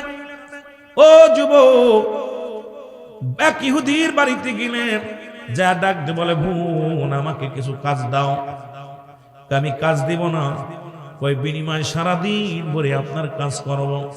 আমার অসুস্থ স্বামী ঘরের মধ্যে আছে, তার ওষুধ কিনা লাগে, আমার অসুস্থ স্বামী তার সেবা যত্ন করা লাগে।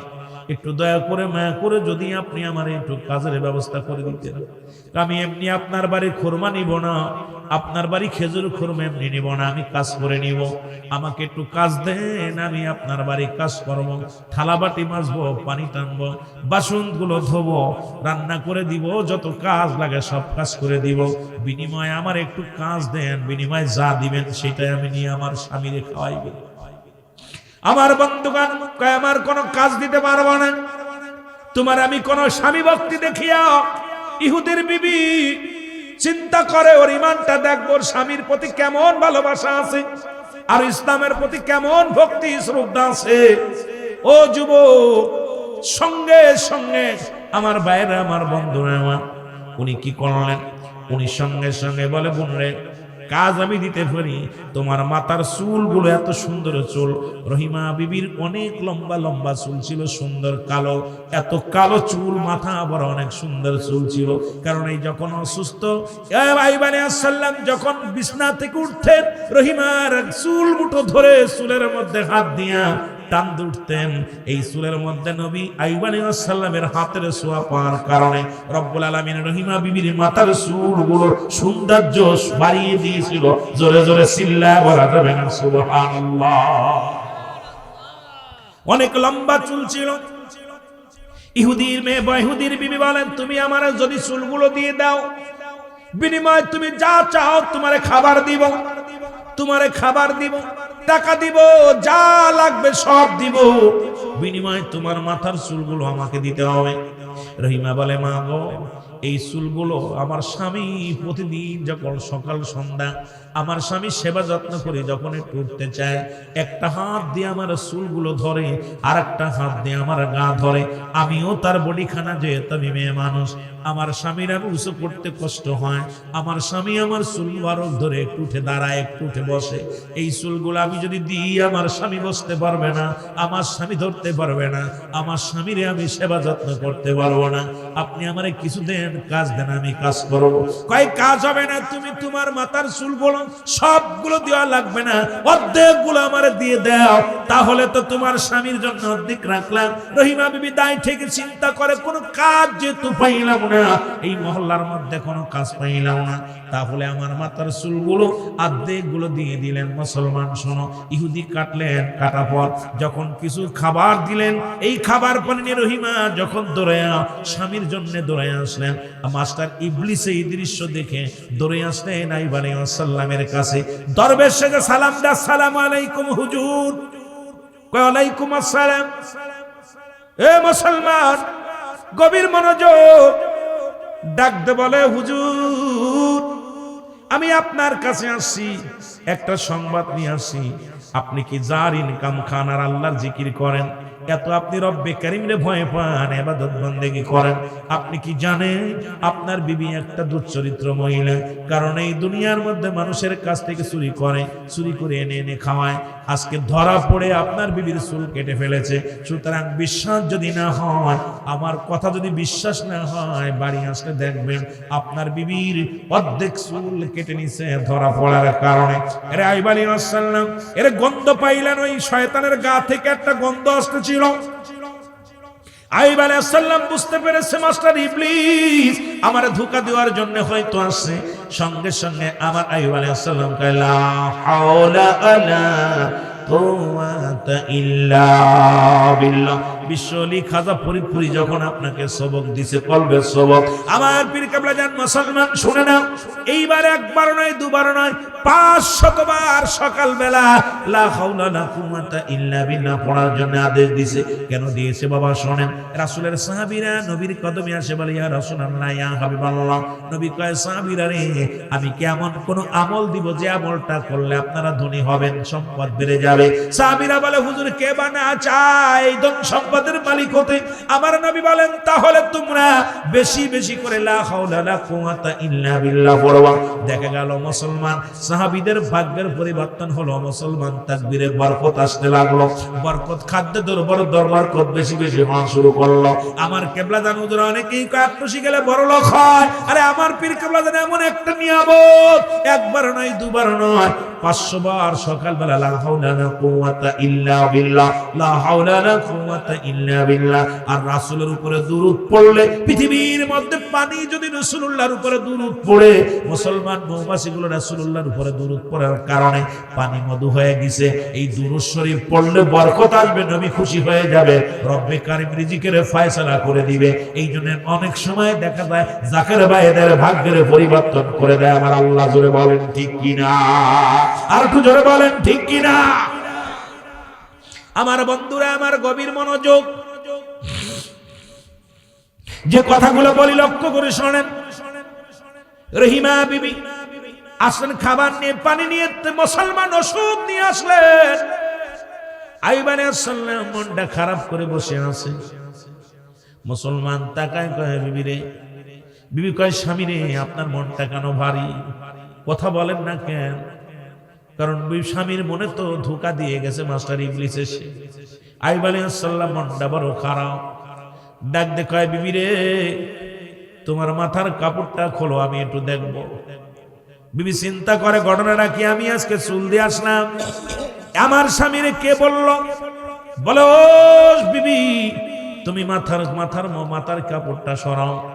যখন কাপড় সরাইলেন সঙ্গে সঙ্গে আইয়ুব আলাইহিস সালাম কয় বিবি রে তুমি আমারে আর হারাম খায়ও না, কারণ তুমি এটা মানুষের কাছ থেকে চুরি করে আনছো রে বিবি। ইব্রাহিমা বিবি ডাক দে কয় স্বামী খোদার কসম করে বলি এগুলো আমি করি নাই। কয় না রে বিবি না, আমি অসুস্থ, আমি প্রতিজ্ঞা করলাম আমি সুস্থ যখন হব তোমাকে 100 বেতের আঘাত আমি করব। জোরে জোরে চিল্লায়া বলা যাবে না আল্লাহু আকবার। আইয়ুব আলাইহিস সালাম কি করলেন? প্রতিজ্ঞা করে ফেললেন, মানত করে ফেললেন। এমন প্রতিজ্ঞা করলেন যদি আমি সুস্থ হই, আমি পরিপূর্ণ সুস্থ হলে তোমাকে 100 বেতের আঘাত মারব। আমার যুবক বন্ধুরা আমার, আইয়ুব আলাইহিস সালাম কিচ্ছু খাইলেন না, খানাও খেলেন না, ওষুধও খাইলেন না। রব্বি কারীমের দরবারে কাঁদে, রব্বি কারীম আমার এই অসুস্থতা নিয়ে দুনিয়ার মানুষ আমাকে ধোঁকা দিতে চায়, আমাকে তুমি হারাম ভক্ষণ করায়ও না। আল্লাহ তুমি যত পারো আমারে কষ্ট দাও, তবু আমারে তুমি হারাম ভক্ষণ করায়ও না। কারণ এই হারাম ভক্ষণ যদি আমি করি তোমার দরবারে আমি কেমনে জবাব দিব রে আল্লাহ, তুমি আমারে দয়া করো আল্লাহ। এই বলে চোখের পানি ছেড়ে ছেড়ে কাঁদতে লাগলো আইয়ুব আলাইহিস সালামের কান্না জর্জরিত কণ্ঠে চোখের পানি ছেড়ে ছেড়ে কাঁদতে লাগলো। এমন সময় মুসলমান শোনো, আরো তীব্র ব্যথা অনুভব করলেন, গায়ের ভিতরে ঘা গুলো বড় বড় হয়ে গেল। আইয়ুব আলাইহিস সালাম ওষুধ লাগায় না, খানা খায় না, শুধু কান্দে। রব্বি কারীম আদম আলাইহিস সালাম কেঁদেছিল, রব্বানা জালামনা আনফুসানা ওয়া ইল্লাম তাগফির লানা ওয়া তারহামনা লানাকুনান্না মিনাল খাসিরিন। জোরে জোরে চিল্লা বলা যাবে না মারহাবা। ইউনূস আলাইহিস সালাম ভুল করে কেঁদেছিল, লা ইলাহা ইল্লা আনতা সুবহানাকা ইন্নী কুনতু মিনাজ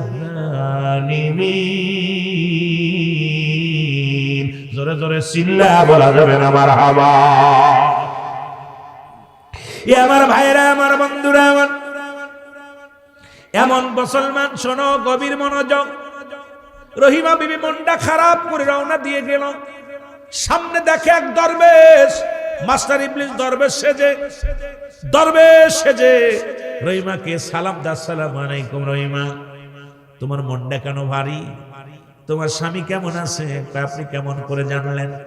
কয় শুনছি তুমি আইয়ুব আলাইহিস সালামের বিবি, তোমার স্বামী অসুস্থ, তোমার স্বামীর গায়ে পুষ্টি রোগ হয়েছে, সমস্ত গায়ের মধ্যে ঘা পোকামাকড় ধরেছে। তোমার আইয়ুবের পৃথিবীর আমি এমন ওষুধ জানি, ওষুধটা দিলেই তোমার স্বামীর রোগ ভালো হয়ে যাবে। আমি বড় কবিরাজ, আমাকে আল্লাহ পাঠাইছে। কত বড় ধোঁকাবাজ মাস্টার ইবলিস। ডাক দেখায়, রহিমা বিবি শোনো, এই পৃথিবীর মধ্যে আমি এমন একজন ওষুধ, এমন একজন কবিরাজ, এই সমস্ত রোগের ওষুধ আমি দিই। তুমি যদি আমারে বিশ্বাস করো তাহলে আমি তোমার সে ওষুধটা দিব, যে ওষুধটা পান করলে আর লাগাইলে ওই তোমার স্বামীর রোগ একবারে একদিন দুদিনের ভিতরে ক্লিয়ার। পরে মুসলমান রহিমা বিবি ডাক দেখো, হুজুর একটু তাড়াতাড়ি বলেন। একটা কাজ করো, তোমার স্বামীকে একটা কাজ শুনে নাও, ভালো করে শুনে নাও। এই আমার তোমার কাছে নিয়ে যাও, চলো আমার এখন রহিমা বিবি কবিরাজকে নিয়ে মাস্টার ইবলিস যে মুরব্বি সাজিয়ে কবিরাজ সেজে যখন বাড়ির মধ্যে আসে, আইয়ুব আলাইহিস সালামের সামনে বসলেন।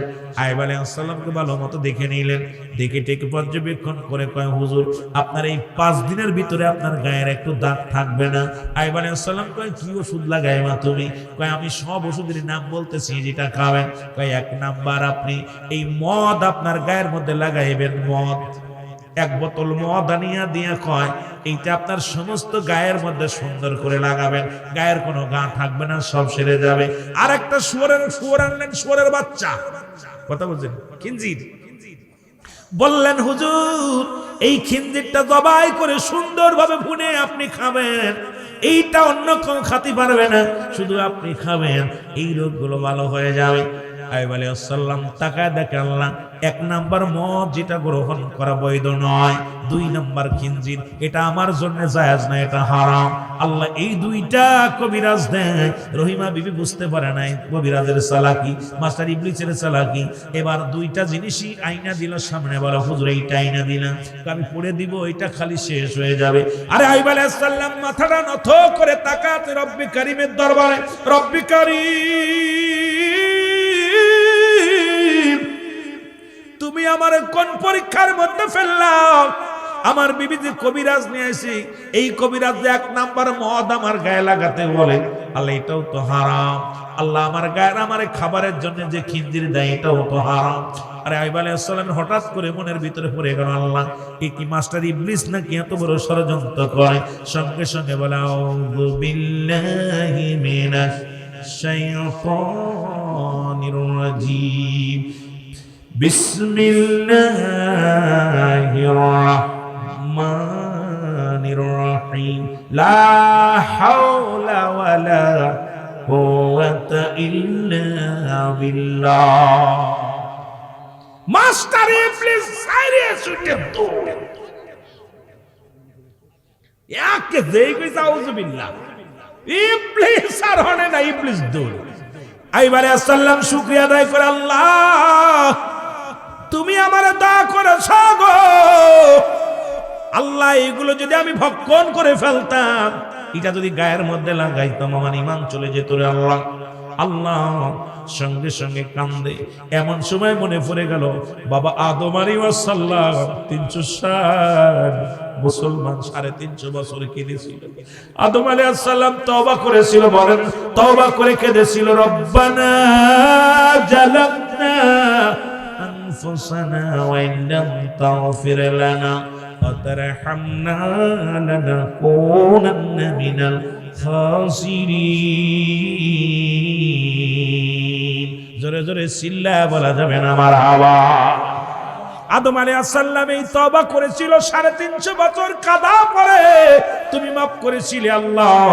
আদম আলাইহিস সালাম তো আল্লাহ ওই আরশের গায়ে লেখা নামটা পড়েছিল, লা ইলাহা ইল্লাল্লাহু মুহাম্মাদুর রাসূলুল্লাহ সাল্লাল্লাহু আলাইহি ওয়াসাল্লাম। আশহাদু আল্লা ইলাহা ইল্লাল্লাহু ওয়াহদাহু লা শারীকা লাহু আশহাদু আন্না মুহাম্মাদান আবদুহু ওয়া রাসূলুহু। মারহাবা বলেন না। আইয়ুব আলাইহিস সালাম কাঁদলেন, আদমকে তুমি 350 বছর কাঁদাইলা, 41 বছর 41 দিন মুসা আলাইহিস সালামকে তুমি মাছের পেটে রাখলা। আদম বলেছিল, আল্লাহ আমি জালিমদের অন্তর্ভুক্ত হয়ে গেছি, রব্বানা জালামনা, আল্লাহ আমি জালিমদের অন্তর্ভুক্ত হয়ে গেছি, আমারে তুমি ক্ষমা করে দাও। ইউনূস আলাইহিস সালাম কেঁদেছিল, লা ইলাহা ইল্লা আনতা সুবহানাকা ইন্নী কুনতু মিনাজ জালিমিন। ইউনূস আলাইহিস সালাম বলে, আল্লাহ আমি জালিমদের অন্তর্ভুক্ত হয়ে গেছি, আমারে তুমি ক্ষমা করে দাও।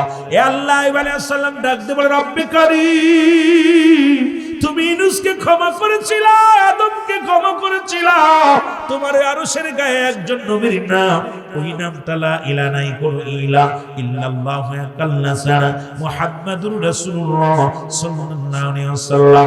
আদম শফিউল্লাহ, ইব্রাহিম খলিলুল্লাহ, মুসা কালিমুল্লাহ, ঈসা রূহুল্লাহ, আর মুহাম্মাদুর রাসূলুল্লাহ, সব নবীদের প্রিয় নবী গো আল্লাহ। আমি জান্নাতের গায়েও দেখেছি ওই নামটা দেখেছি তোমার কুদরতি নাম। আল্লাহ ও রব্বুল আলামিন, আমি তওবা করলাম, বারবার আমার আমি ইস্তেগফার করলাম, আমার তুমি মাফ করে দাও নবীর ওসিলায়। সঙ্গে সঙ্গে আদম মুসলমান শুনে নাও, শুনে নাও, হযরত আইয়ুব আলাইহিস সালামের গায়ের পোকাগুলো ঝরে গেল, এক একাই ঝরে গেল। মুসলমান শুনে নাও, গা থেকে পোকাগুলো মুসলমান শোনো, গা শুকা গেল। ও যুবক, যখন উনি এই কালেমা পড়লেন, আমার নবীর স্মরণ করলেন, আমার নবী রাহমাতুল লিল আলামিনকে স্মরণ করার সঙ্গে সঙ্গে আমার বাবারা, আমার বন্ধুরা আমার শুনে নাও, যখনই স্মরণ করছে রব্বুল আলামিন খুশি হইয়া আমার নবীর ইজ্জতের খাতিরে আইয়ুব আলাইহিস সালামের সমস্ত রোগ আল্লাহ সেবা করেছে। জোরে জোরে চিল্লায়া বলা যাবে না মারহাবা। শুধু আমার নবীর খাতিরে মুসলমান শুনে নাও, এই জন্য শুধু তাই নয়, সমস্ত রোগ সেবা করলো। এমন আইয়ুব আলাইহিস সালামের সংসারের ভিতরে যা যা ছিল, মুসলমান শোনো, ছেলেগুলো ফিরাইয়া দিল আল্লাহ, সম্পদ ফিরাইয়া দিল আল্লাহ, সব কিছু ফিরাইয়া দিল। মাস্টার ইবলিস আইয়ুব আলাইহিস সালাম রে, তোমার মতো ঈমান খাঁটিওয়ালা মানুষ আমি জগতের মধ্যে দেখি নাই। এই আমি ইবলিস তোমার আল্লাহর সঙ্গে আমি পাল্লা দিয়েছিলাম, তোমার ঈমান হরণ করব, আমি পরাজয় হয়ে গেলাম। কারণ তোমার এত কষ্টের পরও তুমি ঈমান ছাড়ো নাই। কারণ এই ঈমানের মাপকাঠি দুনিয়ার মধ্যে তুমি এমন আমার আল্লাহকে ভালোবাসো, আল্লাহর গোলাম, তুমি পরীক্ষা পাস করেছো রে। সঙ্গে সঙ্গে ইদ্রিস মুসলমান শুনে নাও, হযরত রাসূল পাক সাল্লাল্লাহু আলাইহি সাল্লামের মহব্বতের খাতিরে যখন ওই মুসলমান আইয়ুব আলাইহিস সালাম পুরো সুস্থ হয়ে গেলেন, মাস্টার ইবলিস ক্ষমা চায়, আমার আল্লাহ তোমার ঈমানদারকে ধোঁকা দেওয়া এত সহজ নাই। পৃথিবীর মধ্যে এই জন্য শয়তান আমাদের চিরশত্রু, কারণ আপনার আমার পিছে লেগে থাকবে, সদা সর্বদাই মানব জাতির কল্যাণ চায়, যাতে আপনি নামাজ না পড়েন, যাতে আপনি ঘুষ না ছাড়েন, যাতে আপনি রোজা ছাড়ে দেন, যাতে আপনি গীবাত করা শুরু করেন, যাতে আপনি অসন্তুষ্টি করতে পারেন। কারণ মানব জাতির একমাত্র শত্রু হলো মাস্টার ইবলিস। এই ইবলিসকে যখন আপনি প্রাধান্য দিবেন, ইবলিসকে মুসলমান শুনেন, ইবলিসকে যখন গুরুত্ব দিবেন, আপনার জীবনটাই বরবাদ হয়ে যাবে। এই জন্য আমার খাদা ওয়াসিদ আল্লামা ফরিদপুরি জামানার মহাকামের আমার দয়াল বাবা ফরিদপুরি বলেন, বাবা এই পৃথিবীর মধ্যে মাস্টার ইবলিস কিন্তু আপনার দুনিয়ার মধ্যে আপনাকে সব সময় সে বলবে না, আপনাকে ধোঁকা দেওয়ার জন্য চেষ্টা করবে। আপনার মানব জাতির পিছে পিছে লাগিয়ে আছে। কিয়ামত পর্যন্ত ইবলিসের হায়াত, এই ইবলিসের কিয়ামত পর্যন্ত হায়াত, কিয়ামতের আগ পর্যন্ত ইবলিসের মৃত্যু নয়। ইবলিস মানুষের লোমে লোমে প্রবেশ করবে, যখন যে সুরত ধরতে চাবে আপনাকে সুরত ধরে দেখবেন, আপনার বন্ধু বানায় ঘোরাঘুরি করবে। দেখা যায় আপনি নামাজের জন্য আযান দিছেন, সালাতু খায়রুম মিনান নাওম, ঘুম থেকে নামাজ উত্তম। ইবলিস আপনাকে শীতের মধ্যে ঠান্ডা লাগায় দিবে, গায়ের মধ্যে আপনার ধোঁকা দিয়ে দিবে। মুসলমান ভালো কাজে যাবেন, ইবলিস আপনাকে বাধা দিবে। আর কিয়ামত পর্যন্ত ইবলিসের হায়াত মানুষের লোমে লোমে প্রবেশ করবে, যখন যে সুরত ধরতে পারবে তখন সে সুরত ধরবে। এখন ইবলিস তো এইটা পায়া মহা খুশি হয়ে গেলেন, ডাকতে বলে, রব্বে কারীম, আপনি আমাকে যে জিনিসটা দিলেন, যা চাইলাম তাই দিলেন, আপনার আদম জাতিকে আমি শেষ করে দিব, জান্নাতে যেতে দিব না। এমন আল্লাহ রাব্বুল আলামিন ডাক দেখে, ইবলিস এত খুশি হয়ো না, শুনে নাও, কারণ আমার আদম জাতির সব জায়গা দিয়ে ঢুকতে পারবা, ওই মাথা দিয়ে আমি ঢুকতে দিব না। আদম আলাইহিস সালাম, এই আদম জাতির একটা মাথা দিয়ে আমি তোমার ঢুকতে দিতে পারবো না।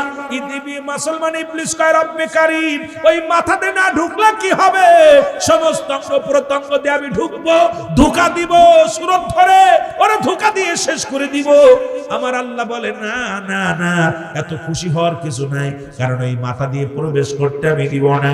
এখন ইবলিস চিন্তা করে, আল্লাহ আমারে মাথা দিয়ে কেন ঢুকতে দিবেন, একটু জানার দরকার। বলে, রব্বে কারীম, আপনি সব জায়গাতে ঢুকার অনুমতি দিলেন, কিন্তু মাথা দিয়ে ঢুকতে দিবেন না, হাকিকতটা কি? এ মুসলমান, আল্লাহ বলেন, ও ইবলিস শোনো, আমার বান্দা যখন মাথা নত করে তওবা করবেন, আস্তাগফিরুল্লাহ রাব্বি মিন কুল্লি যামবি ওয়া আতুবু ইলাইহি, বান্দা যখন খাস তওবা করে আল্লাহ বলে ডাক দিবে, আমি রহমতের হাত বান্দার মাথায় হাত বুলায়া দিব, সমস্ত গুনাহ জমিনের ভিতরে ঝরে যাবে। সারা জীবন ভরে ইবলিস গুনাহ করাইছে, সারা জীবন ভরে গুনাহ করাইছে। আপনি খালি মাথার নত করে, আল্লাহ আমার শেষ মাহফিল, ও আল্লাহ আমি আর বাঁচবো না, আগামীকাল শেষ রাত। আল্লামা কুতুবী রাহমাতুল্লাহ বয়ান করে, বান্দা আসমান থেকে জমিন পর্যন্ত যত গুনাহ করেছে, সব গুনাহ হতে বান্দা যখন তওবা করবে, আস্তাগফিরুল্লাহ, ফিরে আসবে। এই তওবা এই মানে হলো ফিরে আসা। তওবা শব্দের অর্থই হলো ফিরে আসা, সারেন্ডার করা। আমি আর এই কাজ করব না, ভুলো এইটা অন্যায়টা আমি করব না। বান্দা যখন ফিরে তওবা করে ইস্তেগফার করে যখন আল্লাহর বলে ডাক দেয়, আল্লাহ রাব্বুল আলামিন বান্দাকে মাসুমের মাসুম বানায় দেয়। জোরে বলেন না সুবহানাল্লাহ। আর একটু জোরে বলেন না সুবহানাল্লাহ। আমার বাবারা, আমার বন্ধুরা আমার, এই জন্য আমার বাবারা আমার গভীর মনোযোগ। কেবলাজান হুজুরের কাছে চারটা জিনিস প্রিয় ছিল। যেটা প্রিয় ছিল রাসূলুল্লাহর কাছে, আমার নবীর কাছে এক নাম্বার প্রিয় ছিল নামাজ। এক নাম্বার প্রিয় ছিল কি? জোরে চিল্লায় বলেন কি? আর একটু জোরে বলেন কি? আমার নবীর কাছে এক নাম্বার প্রিয় নামাজ। আল্লাহ রাব্বুল আলামিন এই জন্য নামাজের গুরুত্ব দিয়েছে রাসূলুল্লাহর ভালোবাসার কারণে। এই জন্য রাত দিন 24টা ঘন্টা আল্লাহ নামাজ দিয়া শুরু করলো। দিন শুরু করেছে আমার আল্লাহ নামাজ দিয়া, দিনও শুরু করেছে আল্লাহ নামাজ দিয়া, রাতও শুরু করেছে নামাজ দিয়া। কি মজার একটা বিষয়, কেমন মিল দেখেন। কারণ রব্বে কারীম আমার নবীজি ভালোবাসার কারণে, নামাজের গুরুত্ব দেওয়ার কারণে, কারণ এক ওয়াক্ত নামাজ কাজা গেলে 80 খুতবা পরিমাণ জাহান্নাম, যারা খুতবা পরিমাণ হলো মুসলমান 2,88,00,000 বছর। এই জন্য নামাজের প্রতি গুরুত্ব কেমন দিছে আমার নবীজি। বাবারা আমার লক্ষ্য করে শুনবেন, কারণ অনেক আলোচনা, অনেক লম্বা আলোচনা প্রয়োজন। বাবারা আমার শুনে নাও। এই জন্য নামাজের আমার আল্লাহ রাব্বুল আলামিন দিন শুরু করেছে। দিনের শুরু নামাজ। দিনের 2 রাকাত সুন্নাত নামাজ তুমি আদায় করলা, তুমি নবীর ভালোবাসার প্রেমিক হয়ে গেলা। এবার 2 রাকাত ফরজ নামাজ তুমি আদায় করলা, সঙ্গে সঙ্গে তুমি আমার আল্লাহর গোলাম হয়ে গেলা। এবার দিনের মধ্যে তোমার বিচারণ করো, যদি মারা যাও, যদি মারা যাও, তোমার এক নাম্বারে নবীর প্রেমিক আল্লাহর গোলাম। জোরে জোরে চিল্লায়া বলা যাবে না মারহাবা? আর একটু জোরে বলা যাবে না মারহাবা? এবার রাত শুরু করেছেন, রাতের শুরু নামাজ। আমার আল্লাহ রাব্বুল আলামিন কত মহব্বত করে, নবীর মায়া করে। নবী যেমন ভালোবাসে আমার আল্লাহ ভালোবাসে, বান্দা বান্দিরে ভালোবাসে। নবী যেমন তার উম্মতের ভালোবাসে, আমার আল্লাহ তেমনি তার বান্দা বান্দিরে ভালোবাসে। আদর করে বান্দারে বানাইছে। এই জমিনটা আল্লাহ যেমনি বানাইছে এমনি তোমারে বানাই নাই। আসমান যেমনি বানাইলো আল্লাহ এমনি তোমারে বানাই নাই। আল্লাহ রাব্বুল আলামিনের কাছে ফেরেশতা মণ্ডলী, ফেরেশতাদের যেমনি বানাইছে আমার আল্লাহ এমনি তোমারে বানাই নাই। আমার আল্লাহ রাব্বুল আলামিন তার কুদরতি হাত মুবারক দিয়া বান্দা বান্দিরে বানাইছে। কারণ এইটা কপালটা সিজদা, মাথা নত হইয়া আল্লাহ বলে যখন ডাক দেয় রে, আমার আল্লাহ বড় আনন্দ পায়, আল্লাহ বড় খুশি হয়ে যায়। সুবহানাল্লাহ বলেন না আমার বন্ধুগণ আমার। এই জন্য রাতের শুরু নামাজ, 3 রাকাত ফরজ নামাজ আদায় করলেন, আপনি হয়ে গেলেন আল্লাহর গোলাম। এবার 2 রাকাত সুন্নাত নামাজ আপনি আদায় করলেন, সঙ্গে সঙ্গে হয়ে গেলেন আপনি নবীর প্রেমিক। এই জন্য এক নম্বরে রাসূলুল্লাহর কাছে প্রিয় ছিল নামাজ। আমার খাজা ফরিদপুরি যারা আটশির মুরিদ, এই আটশির মুরিদ আছেন কে কে? একটু হাত তোলেন। অল্প মানুষ ঘটনা কি? আমি মনে হচ্ছে সব মনে জাকের ভাই। তার মানে আপনারা অনেক খুশি হইলাম আপনাদের হাজিরায়। কেন আমিরুল আমিন সিদ্দিকী, ওই যে দরবার, আমাদের দেশের অবস্থা কি, জামাত আসলে জামাতের বক্তা, তাবলিগ আসলে তাবলিগের বক্তা, তরিকা আসলে তরিকার বক্তা। সিদ্দিকী একটু ব্যতিক্রম, কারণ আমার কোরআন হাদিসের বাইরে শরিয়াত সেটা ছেড়ে দিলে কাফের। শরিয়াত, তরিকত, হাকিকত, মারিফাত, আগুন, পানি, মাটি, বাতাস, ইসলাম, ঈমান, ইহসান, কালেমা, নামাজ, রোজা, হজ, যাকাত। জোরে বলেন মারহাবা। এ আমার বন্ধুগণ আমার গভীর মনোযোগ। আমার কেবলাজান হুজুরের কাছে 1 নাম্বার প্রিয় নামাজ। মারহাবা বলেন। যারা মুরিদ আছেন তারাও শুনে নেন, যারা মুরিদ নাই তারাও শুনেন। আমার নবীর কাছে 1 নাম্বার প্রিয় কি? আরো জোরে বলেন কি? আরো জোরে। 1 নাম্বার হলো নামাজ। আমার পীর কেবলাজানের কাছে 1 নাম্বার প্রিয় হলো নামাজ। আল্লাহর হুকুম মানতে হলে মুসলমান, কাফের এবং মুসলমানদের মধ্যে পার্থক্য হলো নামাজ। মুসলমানদের জন্য বাধ্যতা হলো নামাজ। এই জন্য রব্বে কারীম রাত শুরু করেছে নামাজ দিয়া, দিনও শুরু করেছে নামাজ দিয়া। এই নামাজের গুরুত্ব দিছে বান্দা বান্দি তোমরা গুরুত্ব দাও। এই জন্য আমার নবীজি নামাজের গুরুত্ব বেশি দিছে। নামাজের গুরুত্ব দেওয়ার মধ্যে হাকিকত হলো রব্বুল আলামিনের দিনের মধ্যে তুমি বাস করো, কত অক্সিজেন গ্রহণ করো, জমিনের মধ্যে বিচরণ করো, এই জমিনটার মধ্যে চলাফেরা করো, সেই রব্বে কারীমের শুকরিয়া আদায়ের দরকার আছে কিনা? আরো জোরে বলেন আছে কিনা? এই জন্য নামাজ দুই নাম্বার প্রিয় হলো রাসূলুল্লাহর কাছে প্রিয় ছিল মুসলমান তার উম্মতগণ। আমার পীর কেবলা জান যারা আটশির মুরিদ তারা শুনে নেন, আমার পীর কেবলা জানের কাছে দুই নাম্বার প্রিয় ছিল তার মুরিদান। এখন আপনি আটশিরে কোন চোখে দেখবেন? কারণ নবীর গুণে গুণান্বিত পীর কেবলা জান আটশির হুজুর। কেবলা জান হুজুর বলতেন, বাবা আমি অপরাধী, আমি গুনাহগার, আমার মতো অধম, আমার মতো পাপী বান্দার এই দুনিয়ার মধ্যে পাঠাইছে আমার আল্লাহ। কারণ দয়াল নবীর গুণান্বিত ছিল আমার বাবা জান। কারণ দয়াল নবীর কাছে দুই নাম্বার প্রিয় ছিল তার উম্মতগণ। নবীজি উম্মতের মায়ায় জীবনে পেট ভরে খায় নাই, নবীজি উম্মতের মায়ায় জীবনে আরামের গম ঘুমায় নাই। নবীজি আমার এই দুনিয়ার মধ্যে মাটি কাটছে, মাটি টানছে, দুনিয়ার মধ্যে বকরি চড়াইছে আমার নবীজি। আর আটশির হুজুরের মুরিদ যারা তারাও শুনে নেন, আমার পীর কেবলা জান দীর্ঘ 30টা বছর তার পীরের দরবারে গোলামি করছে, বকরি চড়াইছে। আমার পীরের দরবারে মুসলমান শুনে নেন, আমার দয়াল বাবা জান না খাইয়া দেহখানা কঙ্কাল করে ফেলেছে। আমার মুসলমান বাবারে আমার পীর কেবলা জান জীবনে আরামে ঘুমায় নাই, আরামে ঘুমায় নাই, কোনোদিন পেট ভরে খানা খায় নাই। আমার পীরের কাছে দুই নাম্বার প্রিয় ছিল তার মুরিদি। এই মুরিদের জন্য হুজুর বলতেন, বাবা আমারও তো মন চায়, আমারও তো মন চায় কিছু খায়। যখন আমি খানা নিয়ে বসি তাকায় দেখি আমার মুরিদের পণ্যে কাপড় নাই, মুরিদের পেটে খাবার নাই। আমি মুজাদ্দেদ সাহেব খাইতে পারি না, আমি মুজাদ্দেদ সাহেব চলতে পারি না। কারণ আমার মুরিদান যখন আমি দেখি তাদের মুখটা মলি, আমি মুজাদ্দেদ সাহেব খাইতে পারি না। মুজাদ্দেদ সাহেব আরো বলতেন, বাবার যারা পুরন জাকার আছেন হুজুর বলতেন, বাবা আমি সদা সর্বদা কাঁদতে বলি, আল্লাহ তুমি আমাকে 7টা জাহান্নাম ভিক্ষা দাও, ওই জাহান্নামের ঢাকনি হইয়া থাকবো। তবু আমি মুজাদ্দেদ সাহেব, তবু আমার কোন মুরিদ সন্তানকে তুমি জাহান্নামে দিও না। খেয়াল করবেন তরিকাতের কথাগুলো একটু নবীর সঙ্গে মিলায় কেমনে মিসাল একটু খেয়াল করলে আপনারা বুঝতে পারবেন। আমার নবীজি তদ্রূপ পৃথিবীর মধ্যে উম্মতের এত ভালোবাসতেন, এত ভালোবাসতেন, উম্মতের মায়ায় নবীজি পেটটি ভরে খায় নাই। আমার নবীজি, ও উম্মতিরা শোনো, আমার নবীজি আবার 70 তালি কাপড় গায়ে দিছে। আমাদের আলেমরা ওয়াজ করে, আমাদের আলেমরা সিরাজযুক্ত কাপড় গায়ে দিছে নবীজি। এর একটা হাকিকত আছে, আগে জানা লাগবে। নবীজি একটা পোশাক পরেছিল যার দাম হলো 42,000 দিরহাম, যা পৃথিবীর কোন রাজা বাদশা আজ পর্যন্ত পড়তে পারে নাই। সুতরাং আমার নবী শুধু গরিব ছিল না, বাদশারও বাদশা ছিল। আল্লাহ বলে, মা আরসালনাকা ইল্লা রাহমাতাল লিল আলামিন।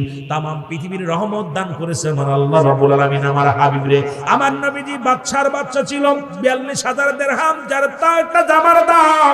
আমার নবী সিরাজযুক্ত কাপড় গায়ে দেওয়ার পিছনে হাকিকত হলো আমার উম্মতিরা কেউ গরিব হবে, কেউ ধনী হবে। যদি কোনো উম্মত গরিব হয় সে যেন কষ্ট না পায়। আমার নবীজি না খাইয়া আমার নবী বকরি চড়াইছে, আমার নবী মাটি কাটছে। ও আমার উম্মতিরা, তোরা যদি কেউ মাটি কাটিস কষ্ট পাস না, আমি নবী মাটি কাটছি, আমি নবী বকরি চড়াইছি, যাতে করে আমার উম্মতিরা কোনোদিন যেন তারা কষ্ট না পায়। কেউ বাদাম বিক্রি করবে, কেউ মানুষের বাড়ি কামলা দিবে, কেউ ভ্যান চালাবে, কেউ রিক্সা চালাবে, কেউ দিন মজুরি হবে। কারণ এটা আমার নবীর আদর্শ। কারণ আমার নবীজির আদর্শ ছিল, নবী কষ্ট করে জীবন যাপন করেছে। আমার নবীজি বাদশা ছিল। আবার উম্মতিরা কেউ যদি 2 তলা বাড়ির মালিক হও, কেউ যদি 50 তলা বাড়ির মালিক হও, কোটিপতি হও, অহংকার করো না, অহংকার করো না। দামি কাপড় গায়ে দিয়ে অহংকার করো না, বাড়ির মালিক হয়ে অহংকার করো না। কারণ এই জন্য নবীকে দিয়েছে বাইনা, উত্তম ব্যবহার, উত্তম একলাক, উত্তম চরিত্র। যা রাসূলুল্লাহর ভিতরে ছিল সেই গুণের গুণ আমার দয়াল বাবা জানের ভিতরে ছিল।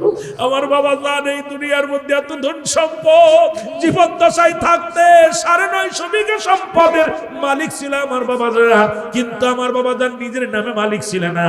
এই মালিকানা হলো সারা বিশ্বের ও মুসলমান সমস্ত জাকির ভাই বোন হুজুর পাক এই জাকের মঞ্জিল ট্রাস্ট নামে দান করে দিয়ে গেছে। হুজুর বলছে, আমি যখন থাকবো না আমার আহলে বায়াত এগুলো ভোগ করবে, এটা চালাবে, পরিচালনা করবে। আবার যখন আমার আহলে বায়াত না থাকবে এটা সরকার বহন করবে। যাবে, এটা কোনো ব্যক্তি বিক্রি করতে পারবে না, কারণ এই 950 বিঘে সম্পদ হুজুর পাক সারা পৃথিবীর মানুষের নামে দান করে দিয়ে গেছেন। আমার পীর নিজের নামে একটা বাড়ি করে যান নাই, আমার পীরের নামে একটা ঘর করে যান নাই। এই যে দরবার শরীফে যা কিছু দেখেন যারা গিয়েছেন, আমার পীরের নামে একটা ঘর নাই, একটা বাড়ি নাই, 1 শতক জমিও নাই। হুজুর বলতো, বাবা এইটার জন্য আমাকে আল্লাহ পাঠাই নাই, এই দুনিয়ার ভোগ বিলাসের জন্য আমারে পাঠাই নাই, আমাকে আল্লাহ পাঠাইছে এই শেষ জামানার উম্মতদেরকে, নবীর উম্মতদেরকে পথ দেখানোর জন্য আমারে পাঠাইছে। জোরে জোরে চিল্লায়া বলা যাবে না মারহাবা। আমি আশ্চর্য হয়ে গেছিলাম আমার জীবনে একটা, তখন আমি ক্লাস 8-এ পড়ি, বিশ্ব জাকের মঞ্জিলে ক্লাস 1 থেকে লেখাপড়া করি আমি। আপনারা যারা পুরন জাকের তারা দেখছেন, আমি রুহুল আমিন সিদ্দিকী আজকের না, আমার চাচা আবুল হাসেম যশোরী সাহেব আমার কোলে করে ধরতো, আমি গজল গাইছি 18 ফাল্গুন দিয়ে বিদায় দেয়া খাজা হুজুর, এই গজলগুলো আমি গাইছি, আমার চাচা আমার কোলে করে ধরছে, সেই রুহুল আমিন সিদ্দিকী আমি। কালো পিতপিতে একদম ছোট্ট একদম হ্যাংলা মানুষ ছিলাম। এই মানুষটা আজকে বক্তা হবো জীবনে ভাবতে পারিনি। ক্লাস 2-তে যখন বড় 1-এ পড়ি তখন দরবার শরীফে গজল গাইছি আমি। কেবলা জান হুজুর থেকে বকশিশ পেয়েছি, হুজুর পাক আমাকে অনেকবার কোলে নিছে। আমার জীবনে সবচেয়ে বড় পাপ, আমি এখন বড় গলায় বলতে পারি যতগুলো আলেম আছে দরবার শরীফে, আমি আমার পীরের যত সন্নিহিত লাভ করেছি, এত ভালোবাসাকে অর্জন করতে পারে না। আমার জীবনে সবচেয়ে বড় পুঁজি হলো এটা। আবার পীর, অনেকবার পীরের থেকে খানা পেয়েছি, অনেক পীরের দরবারে ঘোরাঘুরি করছে, দৌড়াদৌড়ি করছে, সেই রুহুল আমিন সিদ্দিকী আমি।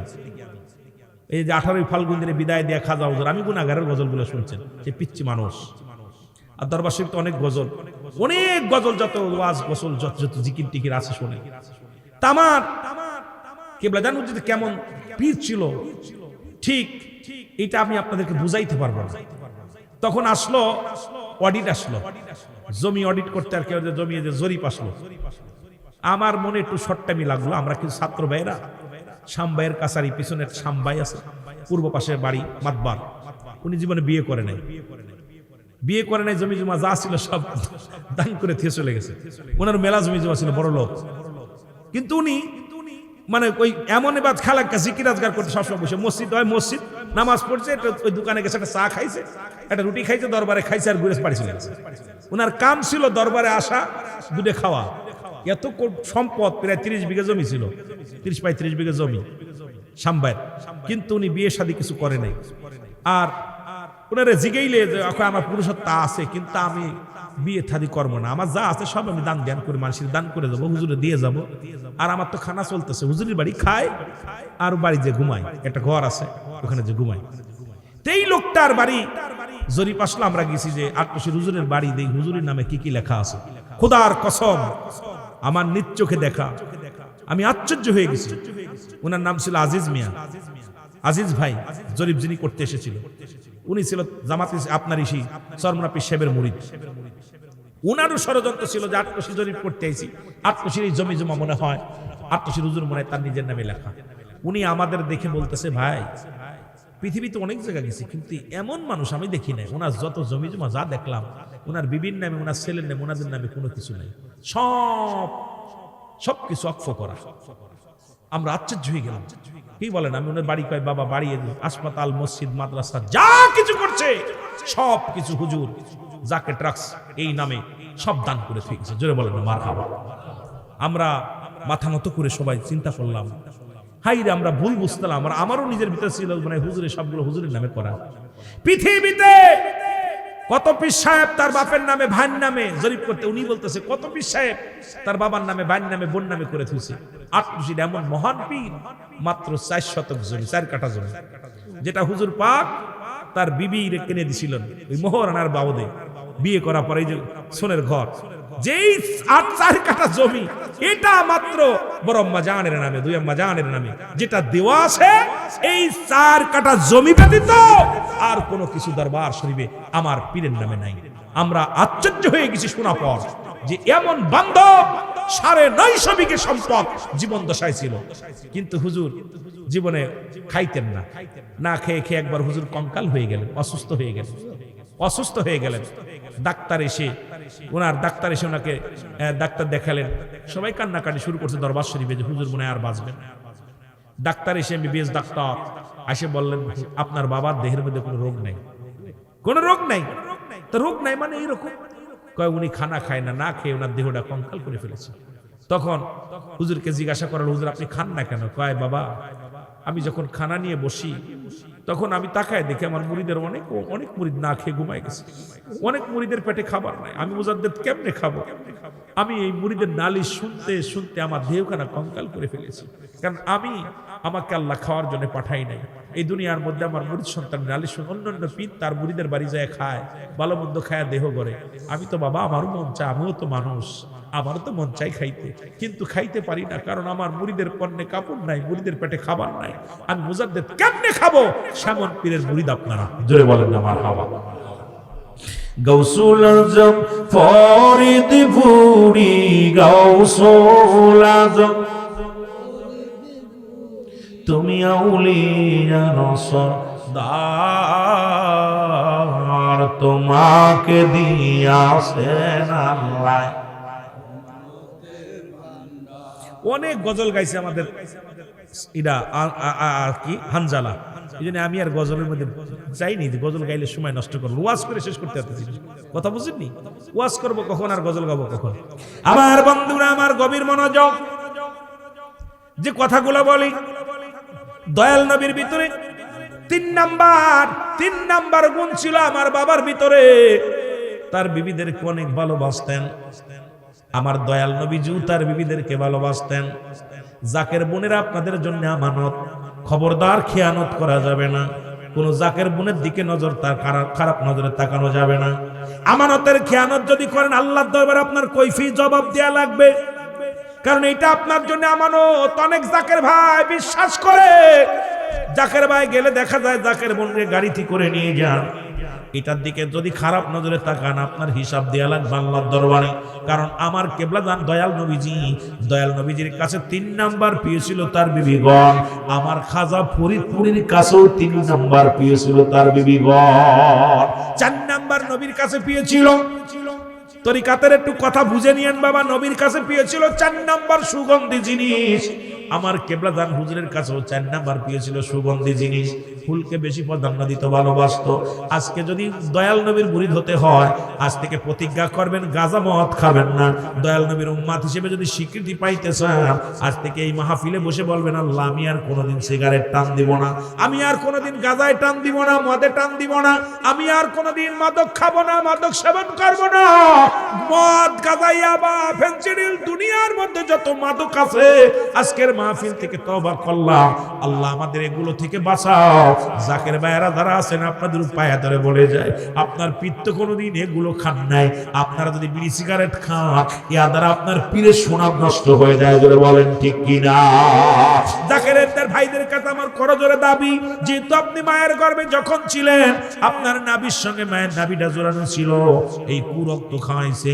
আমার আল্লাহ রাব্বুল আলামিন আপনার মুখ দিয়ে কুরক্ত খাওয়ান নাই, কারণ এই মুখ দিয়ে আল্লাহ জিকির করবেন, নবীর দুরূদ পড়বেন, এই মুখটা দিয়ে আব্বা মারে ডাকবেন, এই মুখ দিয়ে আল্লাহরে ডাকবেন। সেই মুখ দিয়ে আল্লাহ রাব্বুল আলামিন যেহেতু আপনাকে কুরক্ত খাওয়াই নাই, ওই 10 মাস 10 দিন আপনার নাভির সঙ্গে মায়ের নাভির সঙ্গে নাভিটা জুড়াইয়া দিছে, যাতে করে আমার বান্দার মুখটা পবিত্র থাকে। যখন আপনি এই মুখের মধ্যে বিড়ি গাঁজা মদ ইয়াবা শুরু করে দেন, এই মুখটা অপবিত্র হয়ে যায়। খবরদার খবরদার, আজ থেকে প্রতিজ্ঞা করব মাদক সেবন আর করব না। কে কে রাজি আছেন একটু হাত দুখানা মাওলারে দেখা দে। ফেরেশতারা দেখতেছে,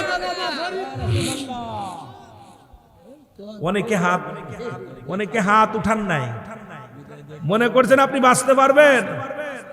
আমি আপনাদের একটা কথা বলে রাখি, ভালো করে শুনে নেন। ওই যে একটু আগে হানজালা একটা গজল গাইছে না, যে কবরেতে আগুন পাবি বিড়ি পাবি না। আমার গজল, বাংলাদেশে কত গজল যে লেখছি আমি হলো সুরকার, রাইটার, শিল্পী, রাইটার, সবকিছু আমি গুনাহগার। বাংলাদেশ যত ক্যাসেট, যত গজল গাইছি, আমি কারোর একটা কলম লেখা কারোরটা গাইনি। আমি সিদ্দিকী আমার নিজের লেখা, নিজেই রাইটার, নিজেই সুরকার, নিজেই শিল্পী। এটা আপনাদের দুয়ার বরকতে হাজার হাজার গজল লিখেছি, হাজার হাজার কবিতা লিখেছি, কারণ আমার গবেষণায় ওটার ভিতরে, অন্যদিকে কেন খেয়াল নাই। কবরেতে আগুন পাবি বিড়ি পাবি না, খারে জম্মের খাওয়া যত খাবি খা। কবরেতে আগুন পাবি বিড়ি পাবি না, ফেরেশতারা খায় না ঘুষ, থাকিবে না তোর যে হুশ, মুগুর মারিবে ধরে, গর্জন মারিবে ধরে, রক্ষা পাবি না, কবরেতে আগুন পাবি, বিড়ি পাবি না। যদি কোন ঠিক কিনা পাওয়া যাবে। আর একটা গান গাইলাম কিছুদিন আগে, বুড়ার চুল পেকেছে, পাকছে দাড়ি, গাল করেছে ব্যাক, তোরা দেখ রে, তবু বুড়া টানে সিগারেট। ও বুড়ার পাউ গেছে কবরে, বুড়া হাতে নিছে লাঠি, বুড়ার মুখে জলে বাইরে, বুড়ার মুখে জলে বাইরে, জুনের গুদের বাতি। বুড়ার চুল পেকেছে, ও বুড়ার চুল পেকেছে, পাকছে দাড়ি, গাল করেছে ব্যাক, তোরা দেখ রে, তবু বুড়া টানে সিগারেট। ঠিক কিনা? গাল টান দেশে দুই পাশে ভেঙে যাচ্ছে, তাও টান দিয়া ছাড়ছে। আরে মানুষ মরে গেলে হিন্দুরা দেয় মুখী আগুন, আর তুই মুসলমানের ছেলে হয়ে, মুসলমানের বাচ্চা হইয়া এই দুনিয়ায় জীবিত থাকতে আগুন দিলি, তুই পুরা কপাল্লা, জাহান্নামের ভিতরে পাবি আগুন। সেই জাহান্নামের আগুন আগে দিছিস মুখে, তোর কপাল মন্দ। যারা বলেন ঠিক কিনা?